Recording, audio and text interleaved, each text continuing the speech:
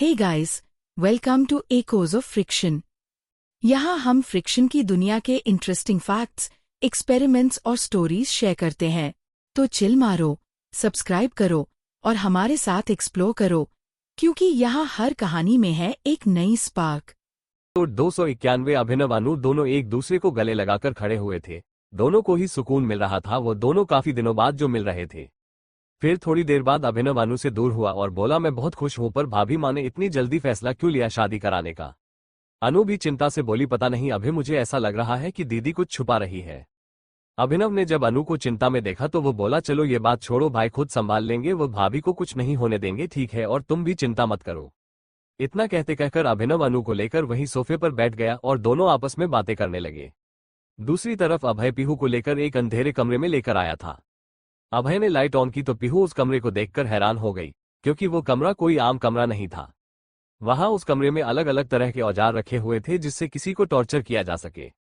अभय ने पीहू को फिर से गोद में उठाया और वहां लगी एक कुर्सी पर बैठा दिया। फिर अभय ने एक बटन प्रेस किया जिससे पीहू के हाथ और पांव उस कुर्सी से बंध गए।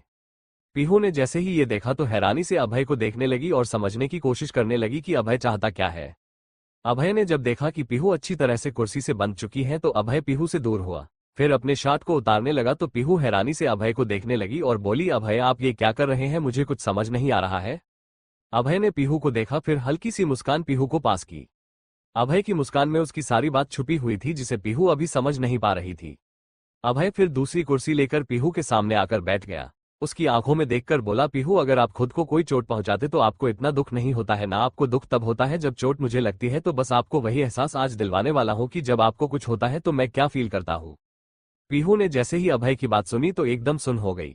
पीहू हड़बड़ाते हुए बोली, अभय नहीं, आप ऐसा कुछ नहीं करेंगे, प्लीज अभय, सजा देनी है ना, मुझे दीजिए, मुझे मारिए, मैं कुछ नहीं कहूंगी। पीहू की बात सुनकर अभय ने पीहू के गालों पर अपना हाथ रखा और बोला, पीहू मैं आपसे बेइंतहा मोहब्बत करता हूं और आपको चोट पहुंचाने के बारे में सोच भी नहीं सकता। कल रात को भी मैंने अपनी हद पार नहीं की थी, मैं नहीं चाहता कि आपकी आंखों में एक भी आंसू आए। पीहू ने जैसे ये सुना तो हैरानी से अभय को देखने लगी और नमी भरी आंखों से बोली, पर अभय अगर आपको चोट लगेगी तो भी मुझे आंसू आएंगे ना।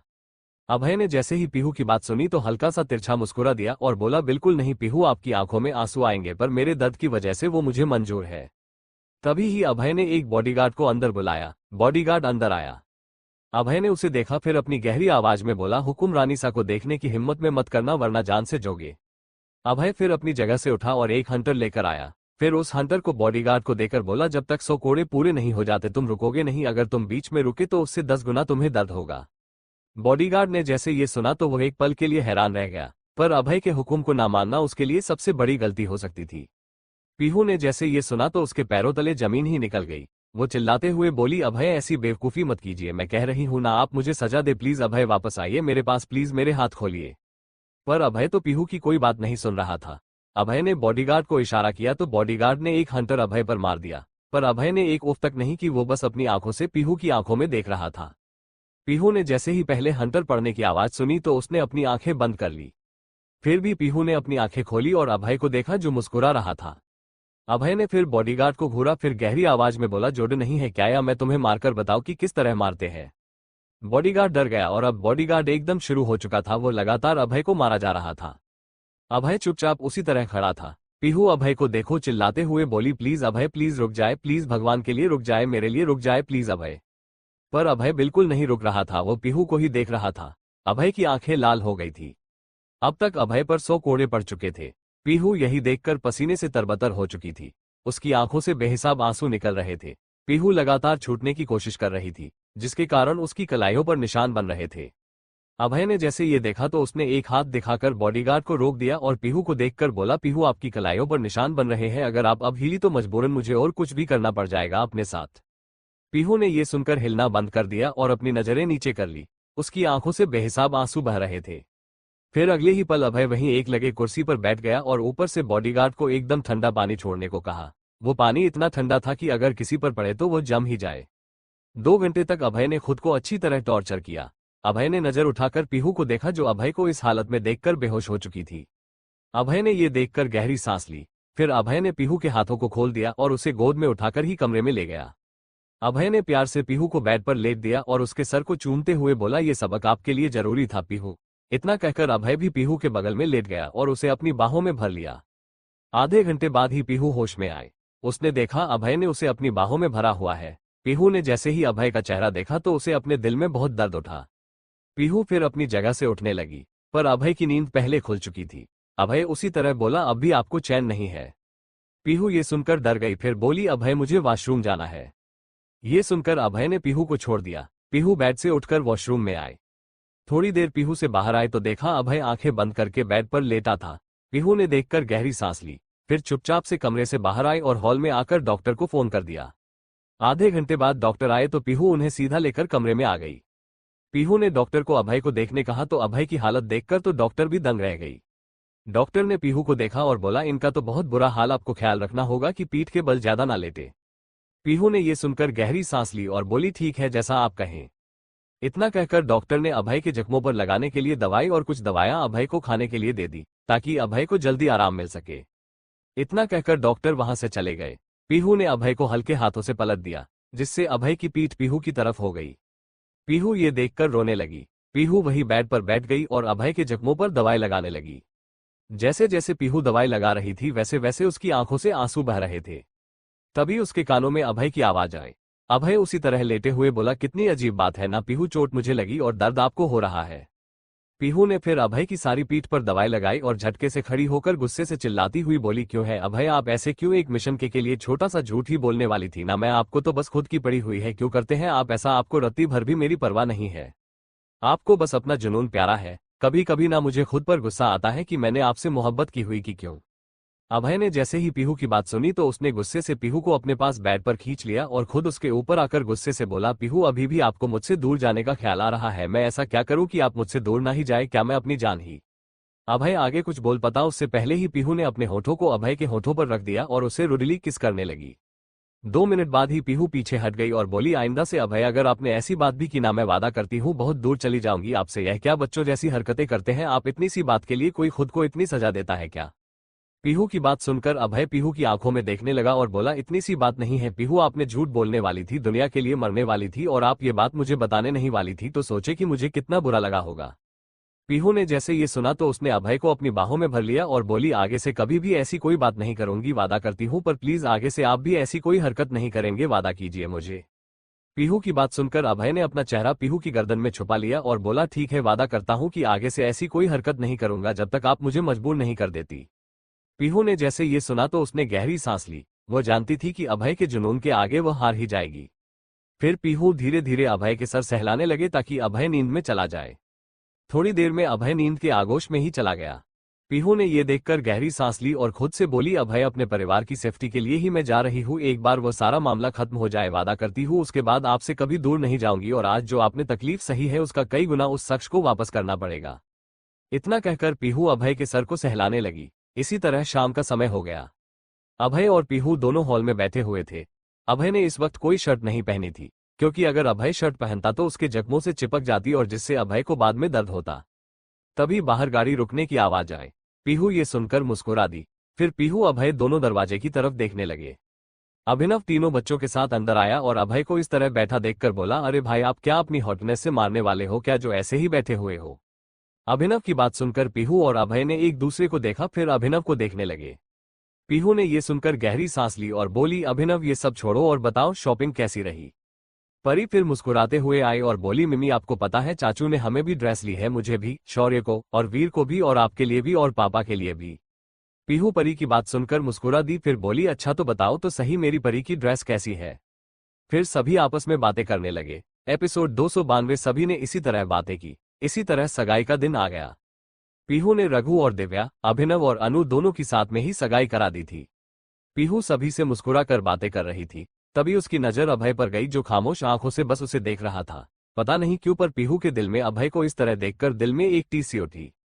शादी में बस करीब के ही रिश्तेदार शामिल थे। साक्षी, राज और नैना राहुल नहीं पाए थे क्योंकि वह काम में फंस चुके थे। पर ऋषिका और ऋषभ साथ में ऋषभ की फैमिली आई थी। फिर इसी तरह अभिनय, अनु की और रघु दिव्या की शादी भी हो गई। सभी बेहद खुश थे। पीहू अभिनव अनु को लेकर सीधा राजस्थान के लिए निकल गई थी। वह चाहती थी कि अनु का स्वागत वही हो। फिर सभी राजस्थान के लिए निकल गए। रघु और दिव्या वहीं पर रह गए थे। राजस्थान में महल को बेहद ही अच्छे तरीके से सजाया गया था। पीहू ने अभिनव और अनु का स्वागत किया। फिर उन्हें उनके कमरे में भेज दिया जो पहले पहले ही तैयार करवा दिया था। रात हो चुकी थी, इसलिए पीहू ने शौर्य, वीर और परी को तीनों को उनके कमरे में सुला दिया था। पीहू और अभय का कमरा। पीहू जब कमरे में आए तो देखा अभय बालकनी में खड़ा था और कुछ सोच रहा था। पीहू अभय के पास आई और अभय को अपनी बाहों में भर लिया और बोली, क्या हुआ अभय? अभय उसी तरह सीधा देखते हुए बोला, आपका वक्त हो गया है जाने का, क्यों है ना? पीहू ने जैसे ये सुना तो उसने अभय को पलटकर अपने तरफ किया और अभय की आंखों में देखने लगी, जहां हल्की सी नमी थी। पीहू ने ये देखकर गहरी सांस ली और बोली, अभय आपको मुझ पर विश्वास है ना? मैं वादा करती हूँ कि आपकी पीहू को कुछ भी नहीं होगा, एक खरोच भी नहीं आएगी। अभय ने जैसे ही पीहू की बात सुनी तो पीहू को कमर से पकड़कर खुद के करीब खींचकर पीहू की आंखों में आंखें डालकर बोला, वादा करता हूँ पीहू, अगर आपको कुछ हुआ ना तो किसी को भी नहीं छोड़ूंगा मैं, और आप भी उन्हें में आएंगी। पीहू ने जैसे ही यह सुना तो हैरानी से अभय को देखने लगी, फिर बोली, ठीक है, अगर मैंने खुद को कुछ भी होने दिया तो आप मुझे सजा दे सकते हैं, ठीक है? अभय ने पीहू की बात सुनकर गहरी सांस ली, फिर पीहू को वैसे ही उठाया और कमरे में लेकर आया और बेड पर लेटा दिया और खुद उसके बगल में लेट गया और बोला, पीहू क्यों जाना चाहती हैं आप मुझे छोड़कर और अपने बच्चों को छोड़कर? पीहू ने अभय को देखा और बोली, सॉरी अभय, पर जाना पड़ेगा, पर उसके बाद में कोई मिशन पर नहीं जाऊंगी, उसके बाद मैं सोच रही हूँ कि जॉब से रिजाइन ही दे दूंगी, ठीक है? अभय ने ये सुनकर गहरी सांस ली, पर फिर भाई अभय के मूड अभी भी ठीक नहीं हुआ था। पीहू ने ये देखकर गहरी सांस ली, फिर पीहू अभय के ऊपर आ गई और उसके पेट पर बैठकर बोली, अभय आपके मूड को ठीक करने के लिए मुझे देखिए क्या क्या करना पड़ रहा है। इतना कहकर पीहू ने अभय के होठों पर अपने होंठ रख दिए और उसे डीपली किस करने लगी। अभय ने जैसे यह महसूस किया तो उसके होठों पर एक प्यारी सी मुस्कान आ गई। अभय भी फिर पीहू किस करने लगा। थोड़ी देर बाद पीहू अभय से दूर हुई और बोली, अब आपका स्ट्रेस दूर हुआ।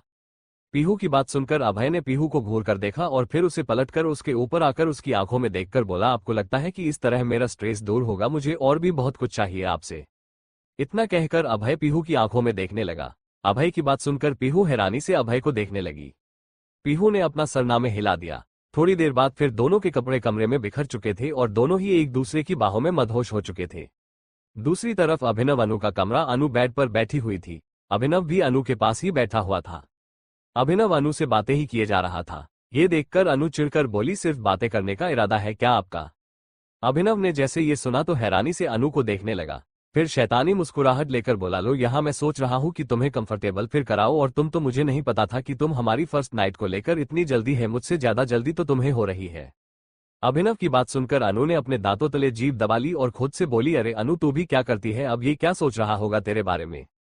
अभिनव अनु का चेहरा देखकर मुस्कुराते हो बोला, डोंट वरी, मैं कुछ नहीं सोच रहा हूँ। अनु अभिनव की बात सुनकर मुस्कुरा दी, पर अगले ही पल अभिनव की बात सुनकर अनु का चेहरा शर्म से लाल हो गया।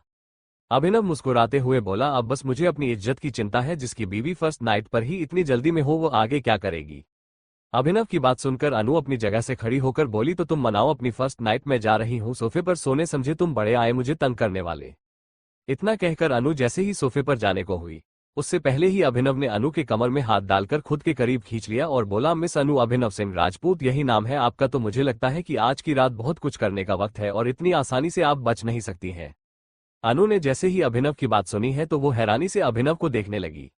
अभिनव अनु के कान के पास आया और मदहोशी से बोला, baby today no words only action. Abhinav की बात सुनकर अनु का चेहरा पूरा शर्म से लाल हो गया।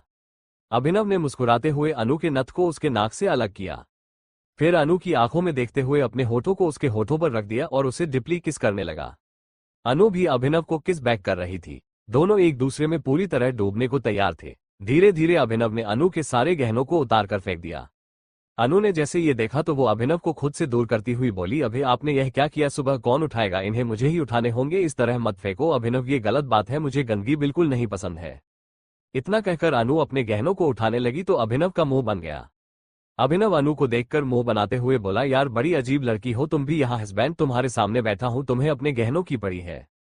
अनु ने मुस्कुराते हुए सारे गहने ड्रॉ में रखे, फिर बोली, बिल्कुल, गहनों के बहुत कीमत है मिस्टर अभिनव, आप तो दोबारा मिल जाएंगे, गहने थोड़े मिलेंगे। इतना कहकर अनु मुस्कुरा दी। अभिनव अनु को घूर कर देखने लगा और बोला, जाओ तुम, मुझे तुमसे बात ही नहीं करनी, अपने गहनों के साथ रहो। इतना कहकर अभिनव बेड की दूसरी साइड आकर वहां पर लेट गया। अनु भी मुस्कुराते हुए बेड पर लेट गई और बोली, चलो अच्छा है, वैसे भी मैं थकी हुई हूँ, मैं भी आराम से सोऊंगी। इतना कहकर अनु ने अपनी आंखें बंद कर ली, पर दूसरे ही पल अभिनव अनु के ऊपर आकर बोला, ये क्या, तुम तो मुझे मना भी नहीं रही हो, ऊपर आराम से सो रही हो। अभिनव की बात सुनकर अनु मुस्कुराते हुए बोली, माय डियर हबी, मुझे पता है आप मुझसे दूर रह नहीं सकते, तो मनाना क्यों? अनु की बात उनकर अभिनव अनु के कान के पास आया, मदहोशी से बोला, अब मुझे कोई भी डिस्टर्बेंस नहीं चाहिए अनु, वरना अच्छा नहीं होगा तुम्हारे लिए। इतना कहकर अभिनव ने अनु के होठों पर अपने होंठ रख दे और उसे किस करने लगा। थोड़ी देर में दोनों एक दूसरे से अलग हुए। दोनों की धड़कनें बेतहाशा धक रही थी। अभिनव अनु को देखने लगा जिसकी आंखें बंद थी। फिर अभिनव धीरे धीरे करके अनु के गले पर किस करने लगा। अभिनव ने फिर उठकर अपने कुर्ते को उतार दिया और अनु के ब्लाउज को जैसे खोलने को हुआ, उससे पहले ही अनु ने अभिनव के हाथों को पकड़ लिया और बोली, लाइट को बंद कर दो। बस फिर क्या था, अभिनव ने लाइट बंद कर दी। दोनों एक दूसरे के मोहब्बत के आगोश में खो गए। तीसरी तरफ पंजाब में रघु का घर, यहां तो अलग ही माहौल बना हुआ था। रघु बेड पर बैठा हुआ था और दिव्या उसके सामने हाथ बांधे खड़ी हुई थी। दिव्या रघु को देखकर गुस्से से बोली, मेरा गिफ्ट कहां पर है रघु।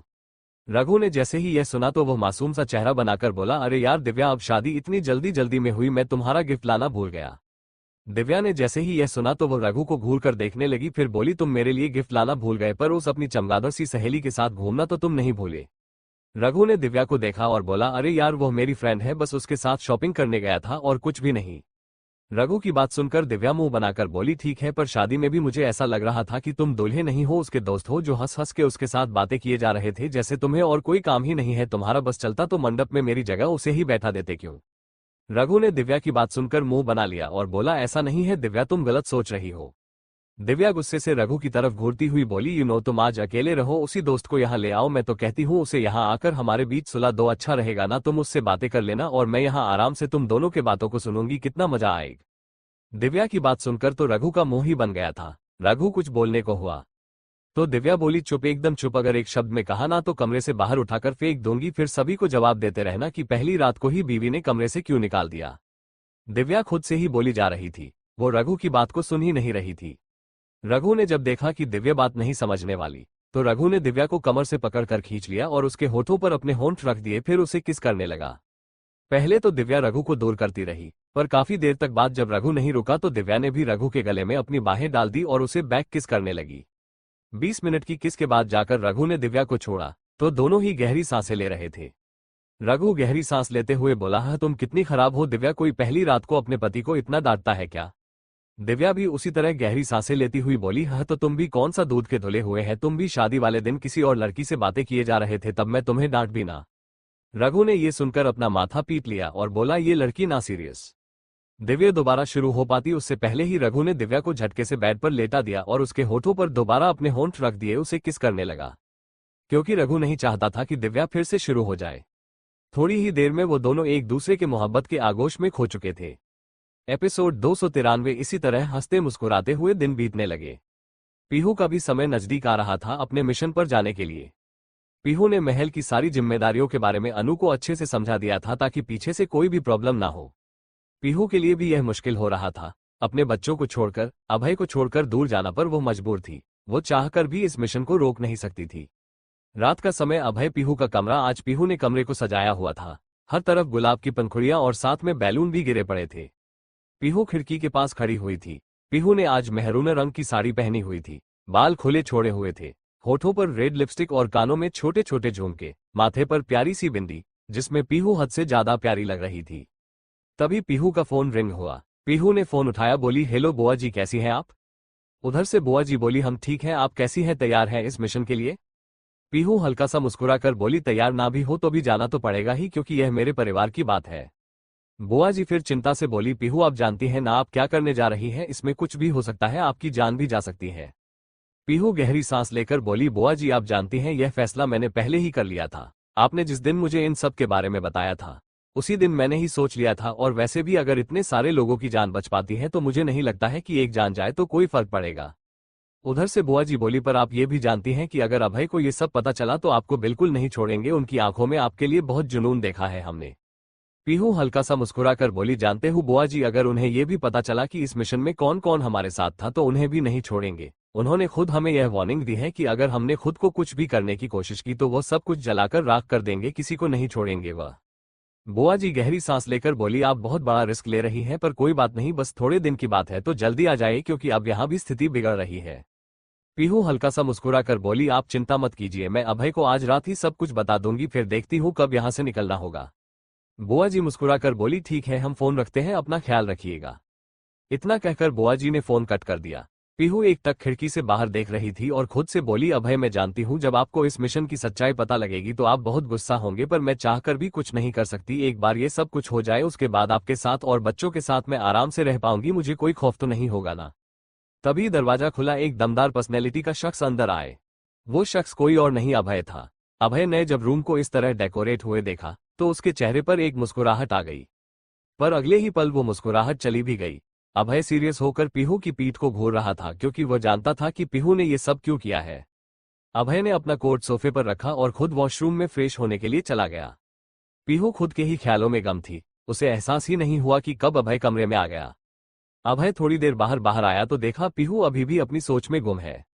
अभय ने ये देखकर अपना सिर हिला दिया। अभी ने अपनी ट्राउजर पहनी और ऊपर कुछ भी नहीं।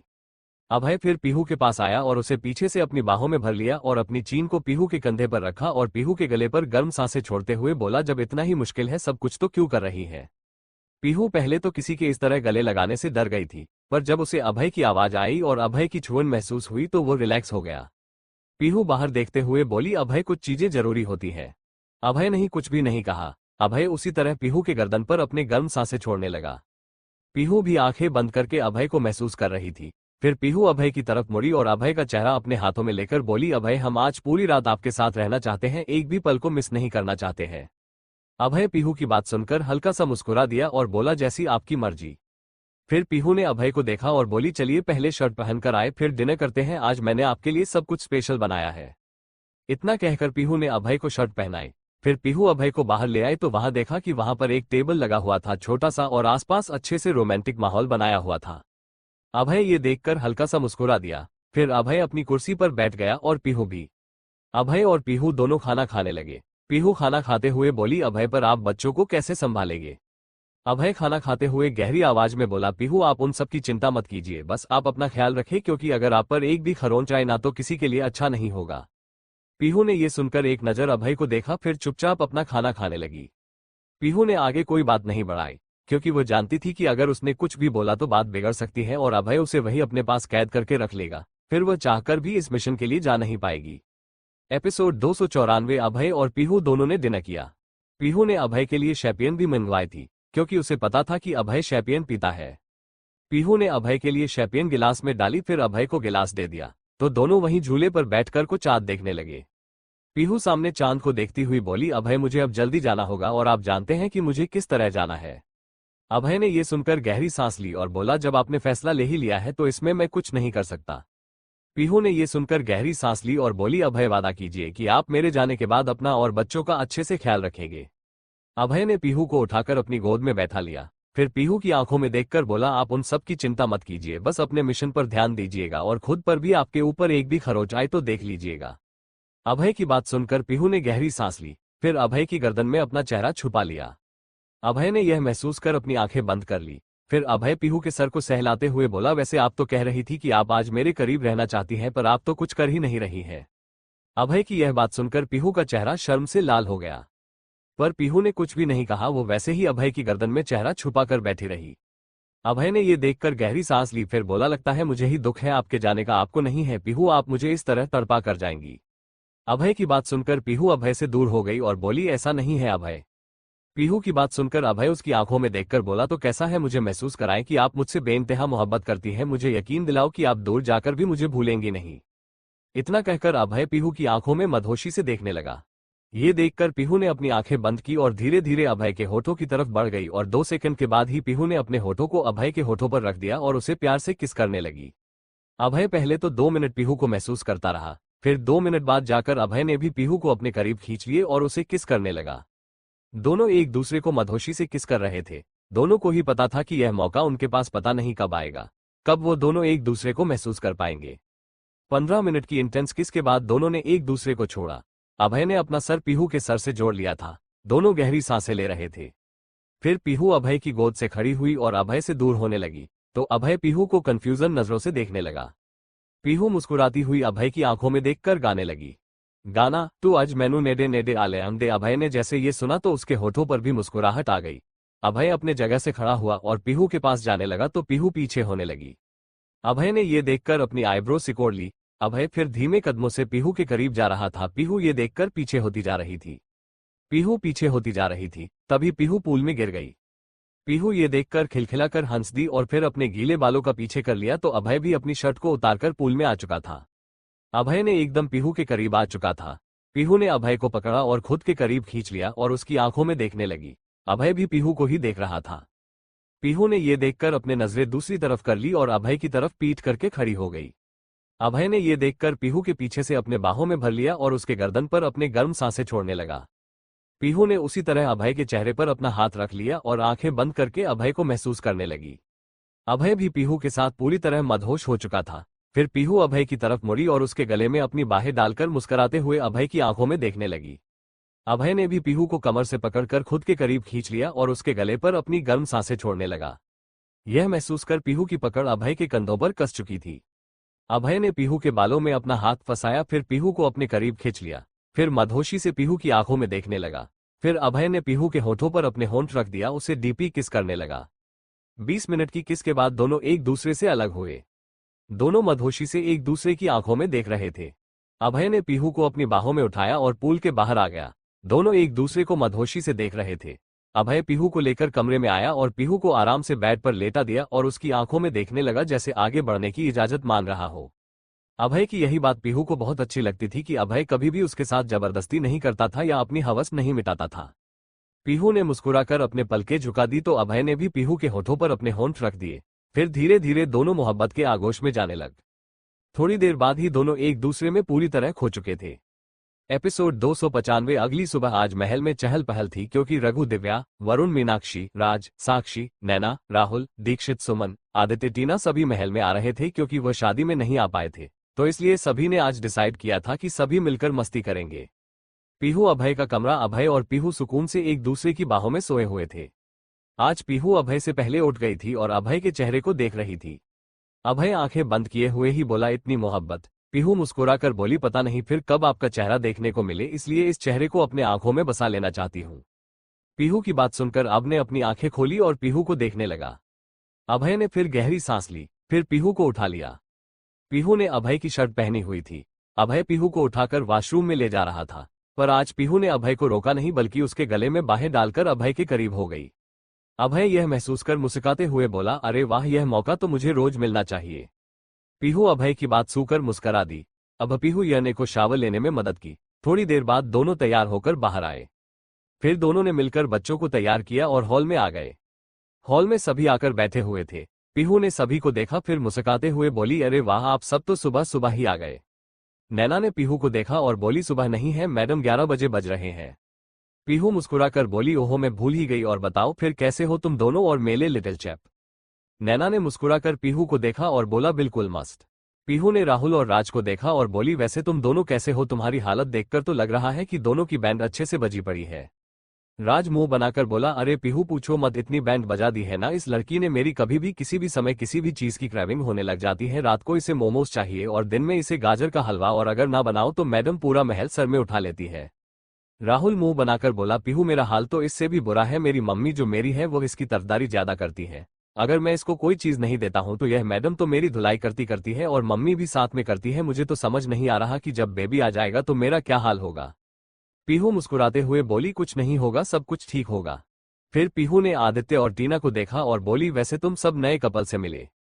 राज आदित्य को देखकर बोला, हमें तो पता ही नहीं था कि आदित्य जनाब इतनी हड़बड़ी में है, ये तो अभय से भी 4 कदम आगे निकले, चट मंगनी पर ब्याह कर लिया। नैना टीना के पास बैठकर बोली, और क्या ये टीना आदित्य से इस तरह लड़ती थी जैसे इसे कच्चा ही खा जाएगी, और अब देखो कैसे आदित्य के बगल में ही बैठी हुई है जैसे वो कहीं छोड़कर भागा जा रहा है। सबकी बातें सुनकर टीना का चेहरा शर्म से लाल हो गया था। पीहू ने नैना को घूर कर देखा और बोली, तुम इसे तंग करना बंद करो। नैना पीहू को देखते हुए बोली, तो किसे तंग करें हम तुम्हें। पीहू मुस्कुराकर बोली, तुम्हें तंग करने वाला जब आएगा ना तो वो तुम्हें अच्छे से तंग करेगा। नैना मुंह बनाकर अपने पेट पर हाथ रखकर बोली, अरे यार जल्दी से बाहर आ जाए, बहुत प्रॉब्लम हो रही है मुझे। नैना की बात सुनकर सभी मुंह दबाकर हंसने लगे। तभी साक्षी बोली, अरे यार सीरियसली, ऊपर से कपड़े भी सारे इतने टाइट हो रहे हैं। नैना पीहू की तरफ मुड़ी और बोली, पीहू तुमने सब कुछ कैसे किया था, तुमने तो ट्विन्स को जन्म दिया था, ओ माय गॉड। पीहू ने मुस्कुराते हो नैना को देखा और बोली, हालात सब कुछ सिखा देते हैं नैना, हम तब तक नखरे करते हैं जब तक हमारे नखरे उठाने वाला होता है। सभी पीहू की बात सुनकर शांत हो गए थे। ये बात तो थी कि पीहू बहुत स्ट्रांग थी। उसने अकेले अपने बच्चों की जिम्मेदारी ली थी, महल को भी संभाला था जब उसके साथ कोई खड़ा नहीं था। पीहू ने जब माहौल को सीरियस होते हुए देखा तो वो मुस्कुराते हुए बोली, और वैसे भी मेरे बच्चे मेरे जैसे थे, बिल्कुल शांत, इतना तंग नहीं किया उन्होंने, और तुम्हारे बच्चे अगर तुम्हारी तरह हुए तो भाई कुश्ती होने वाली है फिर तो। नैना और साक्षी ने जैसे ही पीहू की बात सुनी तो दोनों का मुंह बन गया। फिर पीहू ने ऋषिका को देखा जो एकदम शांत सी लग रही थी। पीहू ऋषिका को अपने पास बुलाया और बोली, आपको क्या हुआ ऋषिका? ऋषिका ने पीहू को देखा और उसे कस के गले लगा लिया, फिर रोने लगी। तो पीहू ऋषिका के सर को सहलाने लगी और बोली, ऋषिका आप रो क्यों रही है? देखिए कोई बात हुई तो हमें बता दे, मेरा दिल बहुत घबरा रहा है।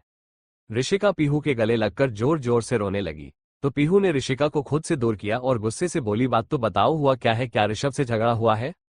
ऋषभ ने जैसे ये सुना तो उसकी जान जैसे हलक में अटक गई। वो बोला, अरे अरे मैं कहां से बीच में आ गया? ऋषिका ने अपनी गर्दन ना में हिला दी। पीहू ने ऋषिका का चेहरा अपने हाथों में लिया और प्यार से बोली, बोलो क्या बात है? ऋषिका ने पीहू को देखा और बोली, सब कुछ मेरी वजह से हुआ था ना, अगर मैं किडनैप नहीं होती तो भाई तुम्हारे साथ होते। पीहू ने ये सुनकर अपना माथा पीट लिया, फिर सबकी तरफ देखने लगी और बोली, ये देखो ऋषिका तुम क्या पागल हो? सीरियसली उस स्थिति में कुछ और पॉसिबल था? बताओ जरा मुझे। हम पहले ही अपने फैमिली मेंबर्स को खो चुके थे, एक और को खोकर मैं 2 जिंदगियों के बर्बाद नहीं करना चाहती थी। ऋषिका ने जैसे ही पीहू की बात सुनी तो कंफ्यूजन से बोली, 2 जिंदगियां कौन सी? पीहू मुंह बनाकर बोली, एक तुम और एक ऋषभ। अगर तुम्हें कुछ हो जाता तो ऋषभ देवदास बनकर बैठ जाता, फिर उसे कौन संभालता? भाई हम सबके बस की बात तो है नहीं, उसे तो तुम ही संभाल सकती हो ना। ऋषिका पीहू की बात सुनकर मुस्कुरा दी और उसके गले लगकर बोली, तुम बहुत अच्छी पीहू, बहुत अच्छी। पीहू मुस्कुराकर बोली, ठीक है हम अच्छे हैं तो तुम्हें मेरे लिए कुछ करना पड़ेगा। ऋषिका मुस्कुराकर बोली, बोलो। पीहू मुस्कुराकर बोली, मेरे लिए आज अच्छा सा डिनर बना दो। ऋषिका मुस्कुराकर बोली, क्यों नहीं। फिर सभी आपस में बातें करने लगे। इसी तरह पूरा दिन बीत गया। रात का समय पीहू बालकनी में लगे झूले पर बैठी हुई थी। अभय कमरे में आया और पीहू के पास बैठ गया और बोला, क्या सोच रही है? पीहू ने अभय को देखा और बोली, कल जाना है अभय। अभय ने के पीहू सर को अपने कंधे पर रख लिया और बोला, चिंता मत कीजिए, सब कुछ सही होगा और हमेशा याद रखिएगा कि आपका अभय हमेशा आपके साथ है। पीहू अभय की बात सुनकर मुस्कुरा दी और बोली, अभय आपको सबको संभालना होगा। अभय ने पीहू को देखा और बोला, मैं सबको संभाल लूंगा, फिर मुझे कौन संभालेगा? पीहू ने अभय को देखा, उसकी आंखों में देखते हुए अभय के होठों पर अपने होंठ रख दिए और उसे प्यार से किस करने लगी। 10 मिनट बाद जाकर पीहू अभय से दूर हुई और अभय के सीने पर अपना सर रखकर बोली, बस इतना याद रखिएगा, जब तक आपकी धड़कनें चल रही है तब तक मैं भी आपके साथ हूं। अभय ने ये सुनकर गहरी सांस ली। अगली सुबह सभी आज जल्दी तैयार हो गए थे क्योंकि सभी ने डिसाइड किया था कि सभी आज घूमने जाएंगे। सभी तैयार होकर बाहर गाड़ियों में बैठ गए थे। पीहू सबसे आखिर में थी। पीहू ने एक नजर पूरे महल को देखा। उसकी आंखों से आंसू बह निकले। उसने अपनी आंखों को साफ किया और अभय के मम्मी पापा की तस्वीर को देखकर बोली, मां जा रही हूं पर जल्दी ही आऊंगी। इतना कहकर पीहू अभय का हाथ थामकर महल से बाहर निकल गई। सभी गाड़ियों में बैठकर पहले ही जा चुके थे। अभय और पीहू अलग गाड़ी में बैठे हुए थे। सभी पूरा दिन घूमते रहे। अब शाम का वक्त हो रहा था। जैसे जैसे शाम करीब हो रही थी पीहू और अभय की धड़कनें बढ़ रही थी। पीहू ने अभय का हाथ थाम लिया तो अभय ने भी पीहू का हाथ थाम लिया और उसे आंखों से ही आश्वासन दिया। सभी एक नदी के पास खड़े हुए थे।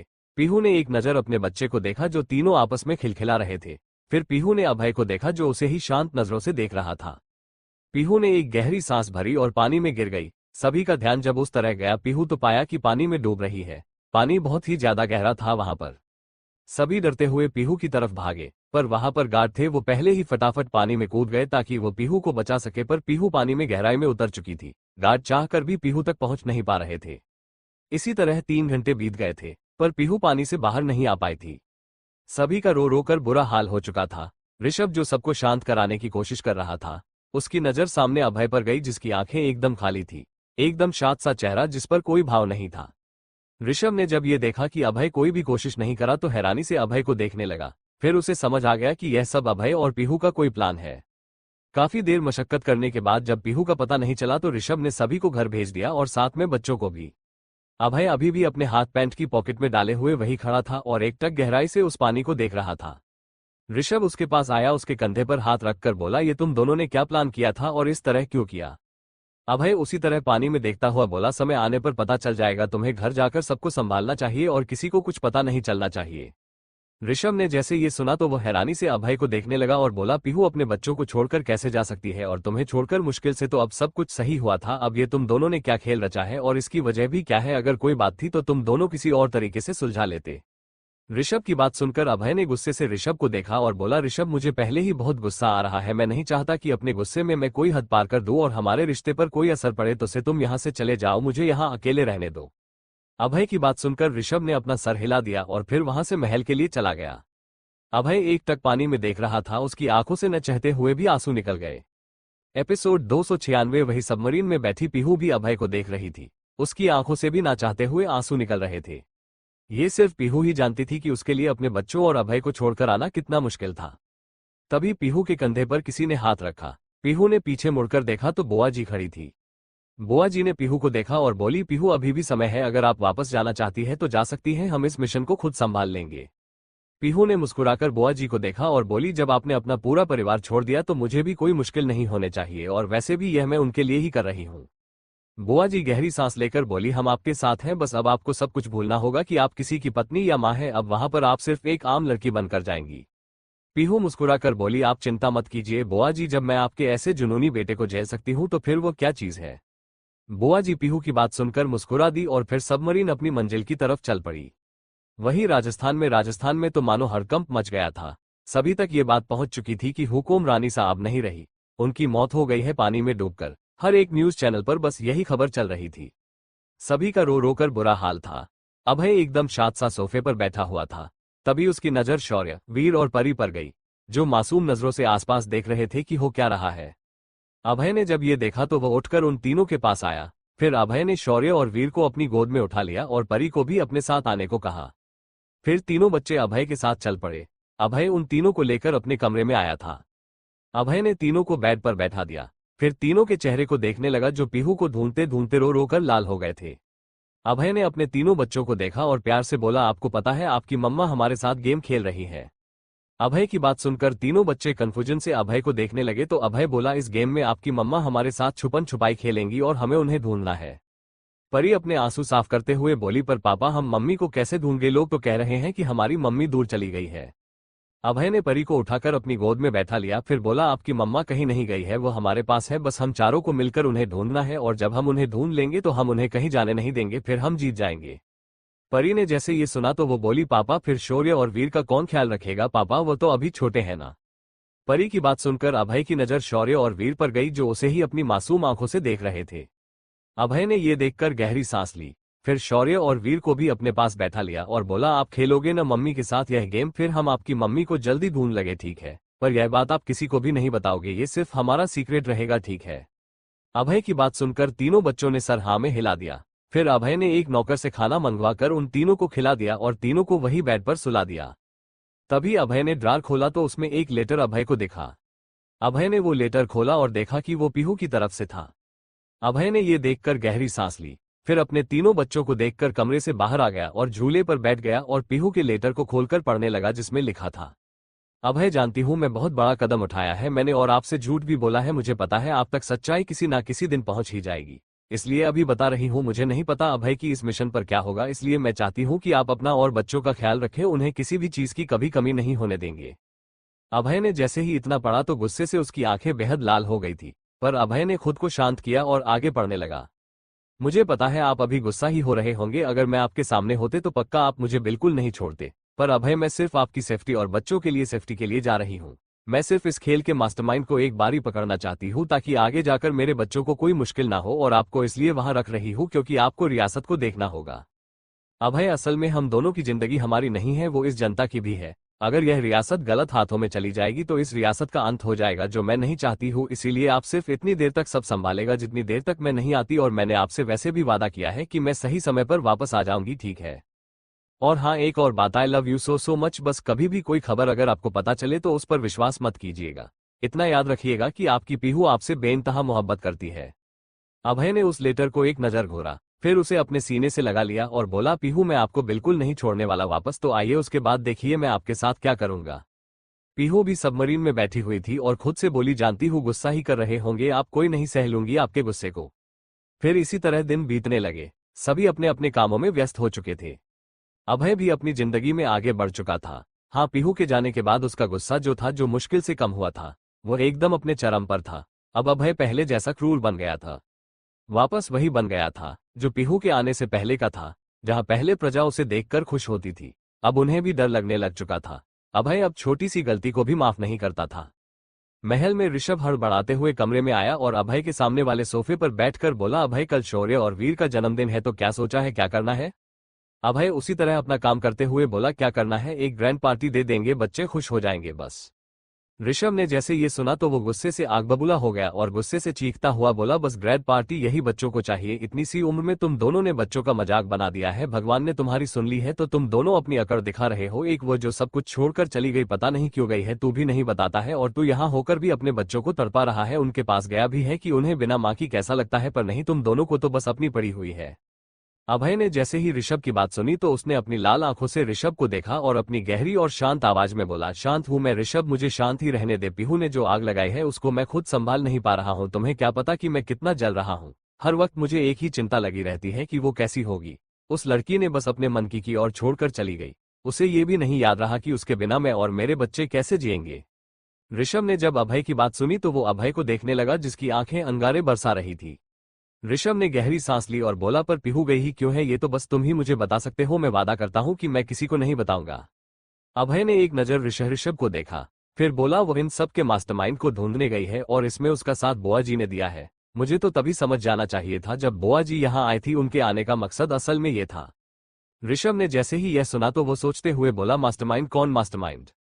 अभय गहरी सांस लेकर बोला, यही कि जो भी हर्षवर्धन, रीतू और नलिनी ने किया था, उन सबके पीछे है कौन? असल में पीहू का मानना है कि इन सब की शुरुआत बहुत पहले ही हो चुके हैं और नलिनी, हर्षवर्धन, रीतू नए खिलाड़ी थे, तो इसलिए पीहू बस उसको ढूंढने गई है। ऋषभ ने जैसे ही यह सुना तो वो वहीं सोफे पर धम्म से बैठ गया और बोला, पर पीहू कैसे उसे ढूंढ सकती है? अभय, अगर वो हमें नहीं मिला तो उसे कैसे मिलेगा? अभय ने एक नजर ऋषभ को देखा और बोला, यही तो मुझे समझ नहीं आ रहा है कि लड़की करना क्या चाहती है, पर मुझे बस इतना पता है कि जिस दिन ये लड़की मेरे हाथ लगेगी ना, उस दिन मैं इसको बिल्कुल नहीं छोड़ने वाला। इसने मुझे बहुत हल्के में लिया है ऋषभ, इसने मुझे पूरी सच्चाई नहीं बताई थी, तुम्हें पता भी है, मुझे ये सब बातें बाद में पता लगी है उसके जाने के बाद। ऋषभ ने ये सुनकर गहरी सांस ली और खुद से बोला, पीहू पीहू, तुमने क्यों अपने वॉर्ड लगाने की सोच रखी है? अगर तुम वहां से जिंदा भी बचकर आ गई ना तो यहाँ तुम्हें ये जल्लाद अब बिल्कुल नहीं छोड़ेगा। एक तो तुम्हारे जाने के बाद वैसे ही यह पूरा गुस्से से भर गया है, और अब हे भगवान, अब आगे क्या होगा? ऋषभ कमरे से बाहर चला गया और अभय उठकर उस कमरे में आ गया जहां पर उसने पीहू की बहुत सारी फोटोज लगाई हुई थी। फिर अभय चलकर एक बड़ी सी फोटो के सामने आया और पीहू की आंखों में देखते हुए बोला, पीहू एक बार आप मेरे हाथ लग जाए, वादा करता हूं खुद से इतना करीब कर लूंगा ना कि आप चाहकर भी दोबारा ऐसे घटिया प्लेन बनाने के बारे में सोचेंगी भी नहीं। वहीं दूसरी तरफ पीहू आराम से सोई हुई थी, तभी वो अचानक उठ गई। वो पूरी पसीने से तरबतर हो गई थी। बुआ जी ने जब पीहू को ऐसे देखा तो वो बोली, पीहू तुम्हें क्या हुआ?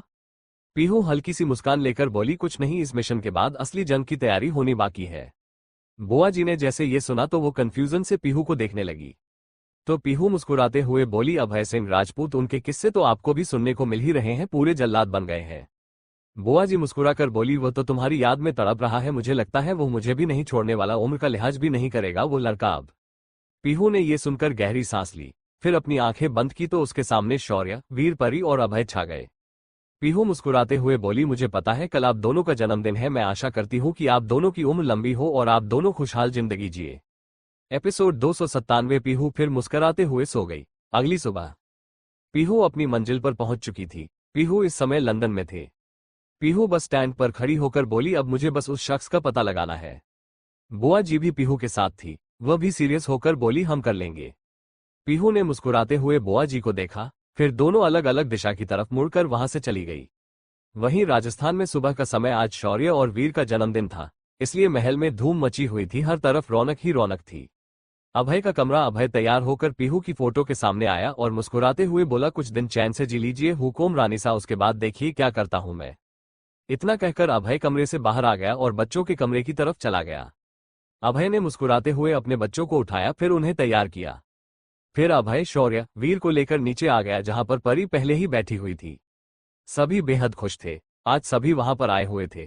अभय ने जब शौर्य, वीर को दिव्या के साथ घूलते मिलते देखा तो वहां से अपने काम करने के लिए चला गया। स्टडी रूम में अभय के सामने आजाद खड़ा हुआ था। अभय ने आजाद को बोलने का इशारा किया। आजाद ने एक फाइल अभय के सामने कर दी और बोला, हुकुम सा, इसमें सब कुछ है, हर एक चीज जो भी उन्होंने डिसाइड की थी कि वो आगे करने वाली है। अभय ने इशारे से आजाद को फिर जाने के लिए कह दिया। आजाद ये देखकर वहां से चला गया। अभय फिर फाइल पढ़ने लगा। फाइल पढ़ते वक्त अभय के चेहरे पर एक डेविल हंसी थी। जिसका मतलब सिर्फ वह जानता था। पर जैसे जैसे अभय फाइल पढ़ रहा था, उसका गुस्सा 7वें आसमान पर पहुंच रहा था। 2 मिनट बाद अभय ने फाइल को उठाया और गुस्से से फेंकते हुए बोला, पीहू अगर आपने ये करने का सोचा भी ना तो आपकी खैर नहीं। फिर अभय ने पानी का गिलास लिया और उसे पीकर खुद को शांत किया और खुद से बोला, कुछ दिन, सिर्फ कुछ दिन पीहू। फिर अभय आंखें बंद करके चेयर पर बैठ गया। फिर तभी दरवाजे पर नोक हुआ। अभय ने अपनी आंखें खोली, फिर बोला, आ जाए। शौर्य, वीर और परी अभय के रूम में आए। अभय उन तीनों को देखा तो अपने चेहरे के भाव को नॉर्मल कर लिया। शौर्य, वीर आगे आए और तो अभय ने उन्हें उठाकर टेबल पर बिठा लिया और परी को अपनी गोद में बैठा लिया। अभय फिर प्यार से बोला, बोलो क्या हुआ। परी ने शौर्य और वीर को देखा, फिर बोली, पापा मम्मी कब आएंगी, हमें उनकी याद आ रही है। अभय ने ये सुनकर गहरी सांस ली, फिर बोला, अभी हम मम्मी को ढूंढ रहे हैं ना, जैसे हम ढूंढ लेंगे तो हम उन्हें अपने पास रख लेंगे, ठीक है, उसके बाद हम उन्हें कहीं जाने नहीं देंगे। परी ने सुनकर उदास सा चेहरा बना लिया। तो फिर अभय मुस्कुराते हुए बोला, वैसे मैंने तुम तीनों के लिए एक सरप्राइज रखा है, कौन कौन अपना सरप्राइज देखना चाहता है। परी, शौर्य, वीर तीनों ने जैसे ही यह सुना तो वो तीनों मुस्कुरा दिए। अभय ने शौर्य और वीर को टेबल से उतार दिया और बोला, भागो, तुम्हारे कमरे में तुम्हारा सरप्राइज है, जाओ देखो। बस इतना सुनने की ही देरी थी, वो तीनों भागकर अपने कमरे में चले गए। थोड़ी देर बाद कमरे में राज, ऋषभ, आदित्य, रघु, दीक्षित बैठे हुए थे। सभी अभय को देख रहे थे। कमरे में एक अजीब सी शांति थी। अभय ने सभी को देखा और अपनी गहरी आवाज में बोला, आप सबके लिए एक काम है। राज अभय को देखकर बोला, कौन सा काम है। अभय ने राज को देखा और बोला, मैं कुछ समय के लिए यहां से जाने वाला हूं, तो तुम सबको इस रियासत को संभालना होगा, कोई भी दुश्मन कुछ कर ना पाए। आदित्य ने जैसे ये सुना तो वो बोला, पर तुम जा कहां रहे हो। अभय आदित्य की बात सुनकर तिरछा मुस्कुराकर बोला, लेकर आना है किसी को जिसे यहां होना चाहिए, अपनी चीज को वापस लाने जा रहा हूं। ऋषभ तो अभय की बात का मतलब समझ चुका था। फिर अभय ने सभी को देखा और बोला, तुम सब यही महल में आ जाना। फिर अभय ने रघु को देखा और बोला, दिव्या के साथ बच्चे अच्छे से रह लेते हैं, बच्चों के लिए अच्छा होगा अगर तुम थोड़े समय के लिए यही आकर अपना काम कर लो। रघु अभय की बात सुनकर मुस्कुराकर बोला, कोई बात नहीं हुकुम साहब, मैं यहां से अपना काम देख लूंगा, आप चिंता ना करें। फिर थोड़ी देर बाद वहां से सब बाहर आ गए। अभय ने फिर अपना फोन निकाला और बोला, जरा ऋतु और राजीव के बारे में पता करो, क्या कर रहे हैं वो दोनों। इतना कहकर अभय ने अपना फोन कट करके रख दिया। इसी तरह शाम का समय हो गया। अभय ने बाहर के किसी भी आदमी को नहीं बुलाया था, सिर्फ घर के लोग ही थे। शाम को केक कट किया गया। पीहू के जाने के बाद अनु शौर्यवीर और परी को बहुत अच्छे से संभाल रही थी। इसी तरह पार्टी खत्म हो गई। सभी अपने अपने कमरों में आराम कर रहे थे। अभिनव और अनु का कमरा। अभिनव कमरे में आया और अनु को देखने लगा जो अपने गहने को उतार रही थी। अभिनव मुस्कुराते हो अंदर आया और अपने कपड़े लेकर वॉशरूम में चला गया और थोड़ी देर बाद चेंज करके आया तो देखा अनु लेटने की तैयारी कर रही थी। अभिनव ये देखकर मुस्कुरा दिया, फिर अनु के बगल में लेट गया और बोला, आप ठीक है ना। अनु ने गहरी सांस लेकर अभिनव को देखा और बोली, अभिनव कितना अच्छा होता ना कि आज दीदी होती। अभिनव अनु के बालों को सहलाते हुए बोला, अनु हम कुछ नहीं कर सकते, बस हमने अब भाभी माँ के बच्चों को अच्छे से संभालना है और मैं जानता हूँ कि तुम सब बहुत अच्छे से कर रही हो। अनु ने मुस्कुराते हुए अभिनव को देखा और बोली, जब मेरा इतना अच्छा हस्बैंड हो जो मेरा इतना साथ देता हो तो मैं कैसे नहीं सब कुछ अच्छे से संभालूंगी। अनु की बात सुनकर अभिनव मुस्कुरा दिया, फिर दोनों एक दूसरे की बाहों में सुकून से सो गए। वहीं दूसरी तरफ रात का समय एक लड़की ने खुद को पूरी तरह कवर किया हुआ था। वो किसी ऑफिस में घुसी हुई थी और वहां की फाइल्स को चुरा रही थी। फिर थोड़ी देर बाद ही उस लड़की को एक फाइल मिल गई और वह फटाफट कमरे से बाहर निकलकर बिल्डिंग से बाहर आ गई। उस लड़की ने फटाफट अपना हेलमेट लगाया और मोटरसाइकिल पर बैठकर हवा की तरह वहां से निकल गई। तभी लड़की की नजर किसी चीज पर गई, जिसे देखकर लड़की ने फ्रस्ट्रेशन से अपनी आंखें बंद कर ली। फिर लड़की ने फटाफट उस तरफ अपने बाइक को मोड़ दिया जिस तरफ उसने देखा था। लड़की फटाफट वहां पर पहुंच गई और एकदम उन लोगों के बीच जाकर बाइक रोक दी, जिससे एक लड़की एक तरफ और 4 लड़के एक तरफ हो गए। वो लड़की बाइक से उतरी और अपना हेलमेट उतारकर उस लड़की को देखकर बोली, हैव एनी प्रॉब्लम।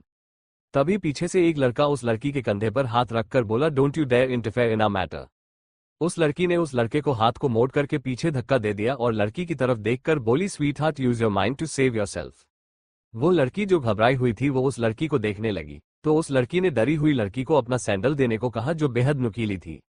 उस लड़की को समझ नहीं आ रहा था, फिर उसने अपने संदेल को उतारकर अपने सामने खड़ी लड़की को दे दिए। बस फिर क्या था, उस लड़की ने संदेल पकड़ा और दूसरी लड़की को देखकर बोली, सी दिस। इतना कहकर उस लड़की ने और लड़कों को देखा और बोली, if you want to touch her you have to fight with me. और लड़कों ने जैसे ही यह सुना तो उस लड़की की तरफ गुस्से से बढ़ गए। उससे पहले वो लड़की को छू पाते, उस लड़की ने सैडल की हील को उनके गर्दन पर जोर जोर से मार दिया, जिससे वो दर्द से तड़पते हुए वहीं गिर गए। वो लड़की उस लड़की के सैर को वापस करते हुए बोली, this is the power of mind sweet heart. इतना कहकर उस लड़की ने अपना हेलमेट खोला, उसके चेहरे पर मास्क था। वो लड़की फटाफट अपनी बाइक पर बैठी और वहां से उड़ती हुई चली गई। उस लड़की ने अपनी बाइक एक छोटे से घर के सामने आकर रोकी और बाइक को झाड़ियों के पीछे छुपा दिया और खुद फटाफट उस छोटे से घर में चली गई और सीधा अपने कमरे में जाकर कपड़े उतारकर शावर के नीचे खड़ी हो गई। लड़की शावर लेकर बाहर आई और खुद को शीशे में देखते हुए बोली, सेफ्टी की प्रॉब्लम तो हर जगह है सच्ची में, पीहू क्या होगा सबका। जी हाँ, ये लड़की कोई और नहीं हमारी पीहू थी। तभी अचानक पीहू का फोन रिंग हुआ। पीहू फोन उठाकर बोली, हेलो। उधर से शख्स गहरी आवाज में बोला, काम हुआ। पीहू टेढ़ी मुस्कान लेकर बोली, ऐसा कोई काम नहीं जो पीहू अभय सिंह राजपूत ना कर सके। उधर से सख्त मुस्कुराते हुए बोला, पीहू अभय सिंह राजपूत, आपके सारे कारनामों की खबर आपके हुकुम सा तक पहुंच चुकी है। पीहू ने जैसे ये सुना तो उसके चेहरे पर जो टेढ़ी हंसी थी वो एक पल में ही गायब हो गई। पीहू घबराते हुए बोली, अरे यार तुम सबसे एक काम भी नहीं संभला, किसने पहुंचा दी उन तक सब खबर, अरे वो तो मुझे छोड़ेंगे ही नहीं। उधर से शख्स मुस्कुराता हुआ बोला, बड़ी अजीब बात है ना, आप पूरी दुनिया को डरा देती हो और खुद अपने पति से डर जाती है। पीहू ने ये सुनकर गहरी सांस ली और बोली, क्योंकि उनकी सजा बहुत खतरनाक होती है, वो खुद को नुकसान पहुंचाते हैं। उधर से शख्स मुस्कुराते हुए बोला, कोई नहीं, देखते हैं उनका अगला कदम क्या होने वाला है, पर उससे पहले तुम्हें अपना प्लान शुरू करना पड़ेगा। पीहू हल्का सा मुस्कुराकर बोली, प्लान शुरू हो चुका है, बस सारे सबूतों को इकट्ठा करना है। फिर उधर से शख्स चिंता से बोला, वो तो है, पर तुम्हें अपनी पहचान छुपाकर ही रखनी होगी, एक भी गलती और तुम्हारी मौत तय है। पीहू खुद को शीशे में देखती हुई बोली, मैं अपने बच्चों को और पति को छोड़कर इसलिए नहीं आई हूं कि हार का मुंह देखूं, जान तो जाएगी, अब देखते हैं कैसे जान जाएगी, पर हमारी नहीं उस शख्स की। इतना कहकर पीहू ने फोन कट कर दिया, आराम से बेड पर जाकर सो गई। अगली सुबह पीहू सुबह ही उठ गई थी। फिर पीहू ने अपने कपड़े बदले और नॉर्मल से कपड़े पहन लिए और घर के बाहर जाते हुए बोली, चलो बेटा अब लग जाओ काम पर। फिर पीहू बस स्टैंड पर गई और वहां से बस में बैठ गई। थोड़ी देर बाद पीहू एक बिल्डिंग के सामने खड़ी होती। फिर पीहू उस कंपनी के अंदर गई। पीहू यहां इंटरव्यू देने के लिए आई थी। पीहू ने इस समय अपने आंखों पर बड़े बड़े चश्मे लगाए हुए थे। पीहू का इंटरव्यू हो गया और वो सिलेक्ट भी हो गई। तभी पीहू की नजर एक शख्स पर गई जो बड़े रोब से चलता हुआ आ रहा था। पीहू का मन कर रहा था कि वो अभी इस शख्स को जिंदा गाड़ दे, पर उसने खुद को कंट्रोल किया और वहां से बाहर चली गई। एपिसोड 298। इसी तरह 4 महीने बीत गए। लंदन में पीहू कंपनी के अंदर बैठकर आराम से अपना काम कर रही थी। पीहू ने कंपनी की सारी इन्फॉर्मेशन निकाल ली थी। आज छुट्टी का दिन था, इसलिए पीहू घर पर ही थी। तभी पीहू के फोन पर किसी का फोन आया। पीहू ने फोन उठाया, बोली, हेलो बुआ जी। फिर फोन के दूसरी तरफ से औरत मुस्कुराते हुए बोली, कैसा चल रहा है आपका काम। पीहू मुस्कुराकर बोली, पूरी इन्फॉर्मेशन हाथ लग चुकी है, बस कुछ दिन और। बुआ जी बोली, वैसे मैंने सुना है ऑफिस का मिजाज कुछ रंगीन हो गया है। पीहू मुस्कुराते हुए बोली, बिल्कुल सही कहा आपने, वो एक लड़का मेरे पीछे ही पड़ गया है, जब देखो 24 घंटे मेरे आगे पीछे घूमते रहता है। उसने मुझे प्रपोज भी कर दिया। अब मैं उसको क्या बताऊं कि मैं शादीशुदा हूं और 3 बच्चों की मम्मी हूं। उधर से बुआ जी मुस्कुराकर बोली, वह तो ठीक है, पर अगर इसके बारे में अभय को पता चला। पीहू मुस्कुराकर बोली, उस लड़के से भी मैंने पीछे छुड़वाने का तरकीब सोच ली है, आज ही मेरी तरकीब मेरे पास पहुंचने वाली है। उधर से बुआ जी बोली, ठीक है, जैसा आपको ठीक लगे, अब आपको उनके घर में भी जाना होगा, वहां काम शुरू करना होगा। पीहू मुस्कुराते हुए बोली, आप चिंता ना करें, वह भी इंतजाम हो गया है। फिर इसी तरह पीहू ने बुआ जी से बातें की। थोड़ी देर बाद तभी दरवाजे पर नाक हुआ। पीहू ने दरवाजा खोला तो सामने खड़े शख्स को देखकर पीहू मुस्कुरा दी और मुस्कुराकर उसके गले लग गई। उस शख्स ने भी मुस्कुराकर पीहू को अपनी बाहों में भर लिया और बोला, कैसी है आप। पीहू मुस्कुराकर बोली, अच्छी हूँ राजीव, आप कैसे हैं। राजीव मुस्कुराकर बोला, अच्छा हूं, पर इसने मेरी बैंड बजा दी है। इतना कहकर राजीव अपने पास खड़ी रीतू को देखने लगा, जो उन दोनों को ही देख रही थी। पीहू मुस्कुराकर राजीव से अलग हुई। फिर पीहू रीतू को गले लगाकर बोली, कैसी हैं आप। रीतू ने भी पीहू को हल्के से गले लगाया और बोली, ठीक हूं, वैसे तुम गलती कर रही हो पीहू। पीहू और राजीव ने जब रीतू की बात सुनी तो वह दोनों कंफ्यूजन से देखने लगे।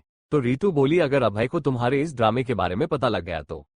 पीहू मुस्कुराकर बोली, उनको कौन बताएगा, और वैसे भी तब तक सब काम खत्म हो चुका होगा। इतना कहकर पीहू अंदर आ गई तो रजीव भी उसके पीछे चला गया। तो रीतू हल्की टेढ़ी मुस्कान लेकर बोली, बेटा वो तो तुझे बाद में पता चलेगा कि कौन क्या करेगा।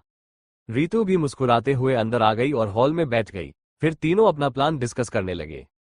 पीहू राजीव को देखकर सीरियस होकर बोली, देखो राजीव, बात यह होगी कि अंकल आंटी और मेरी फैमिली के बारे में आओ कोई बात नहीं करेगा। मैं अनाथ थी, तुमने मुझे पसंद किया, फिर हम दोनों ने शादी कर ली, बस ये स्टोरी हम उनको बताएंगे।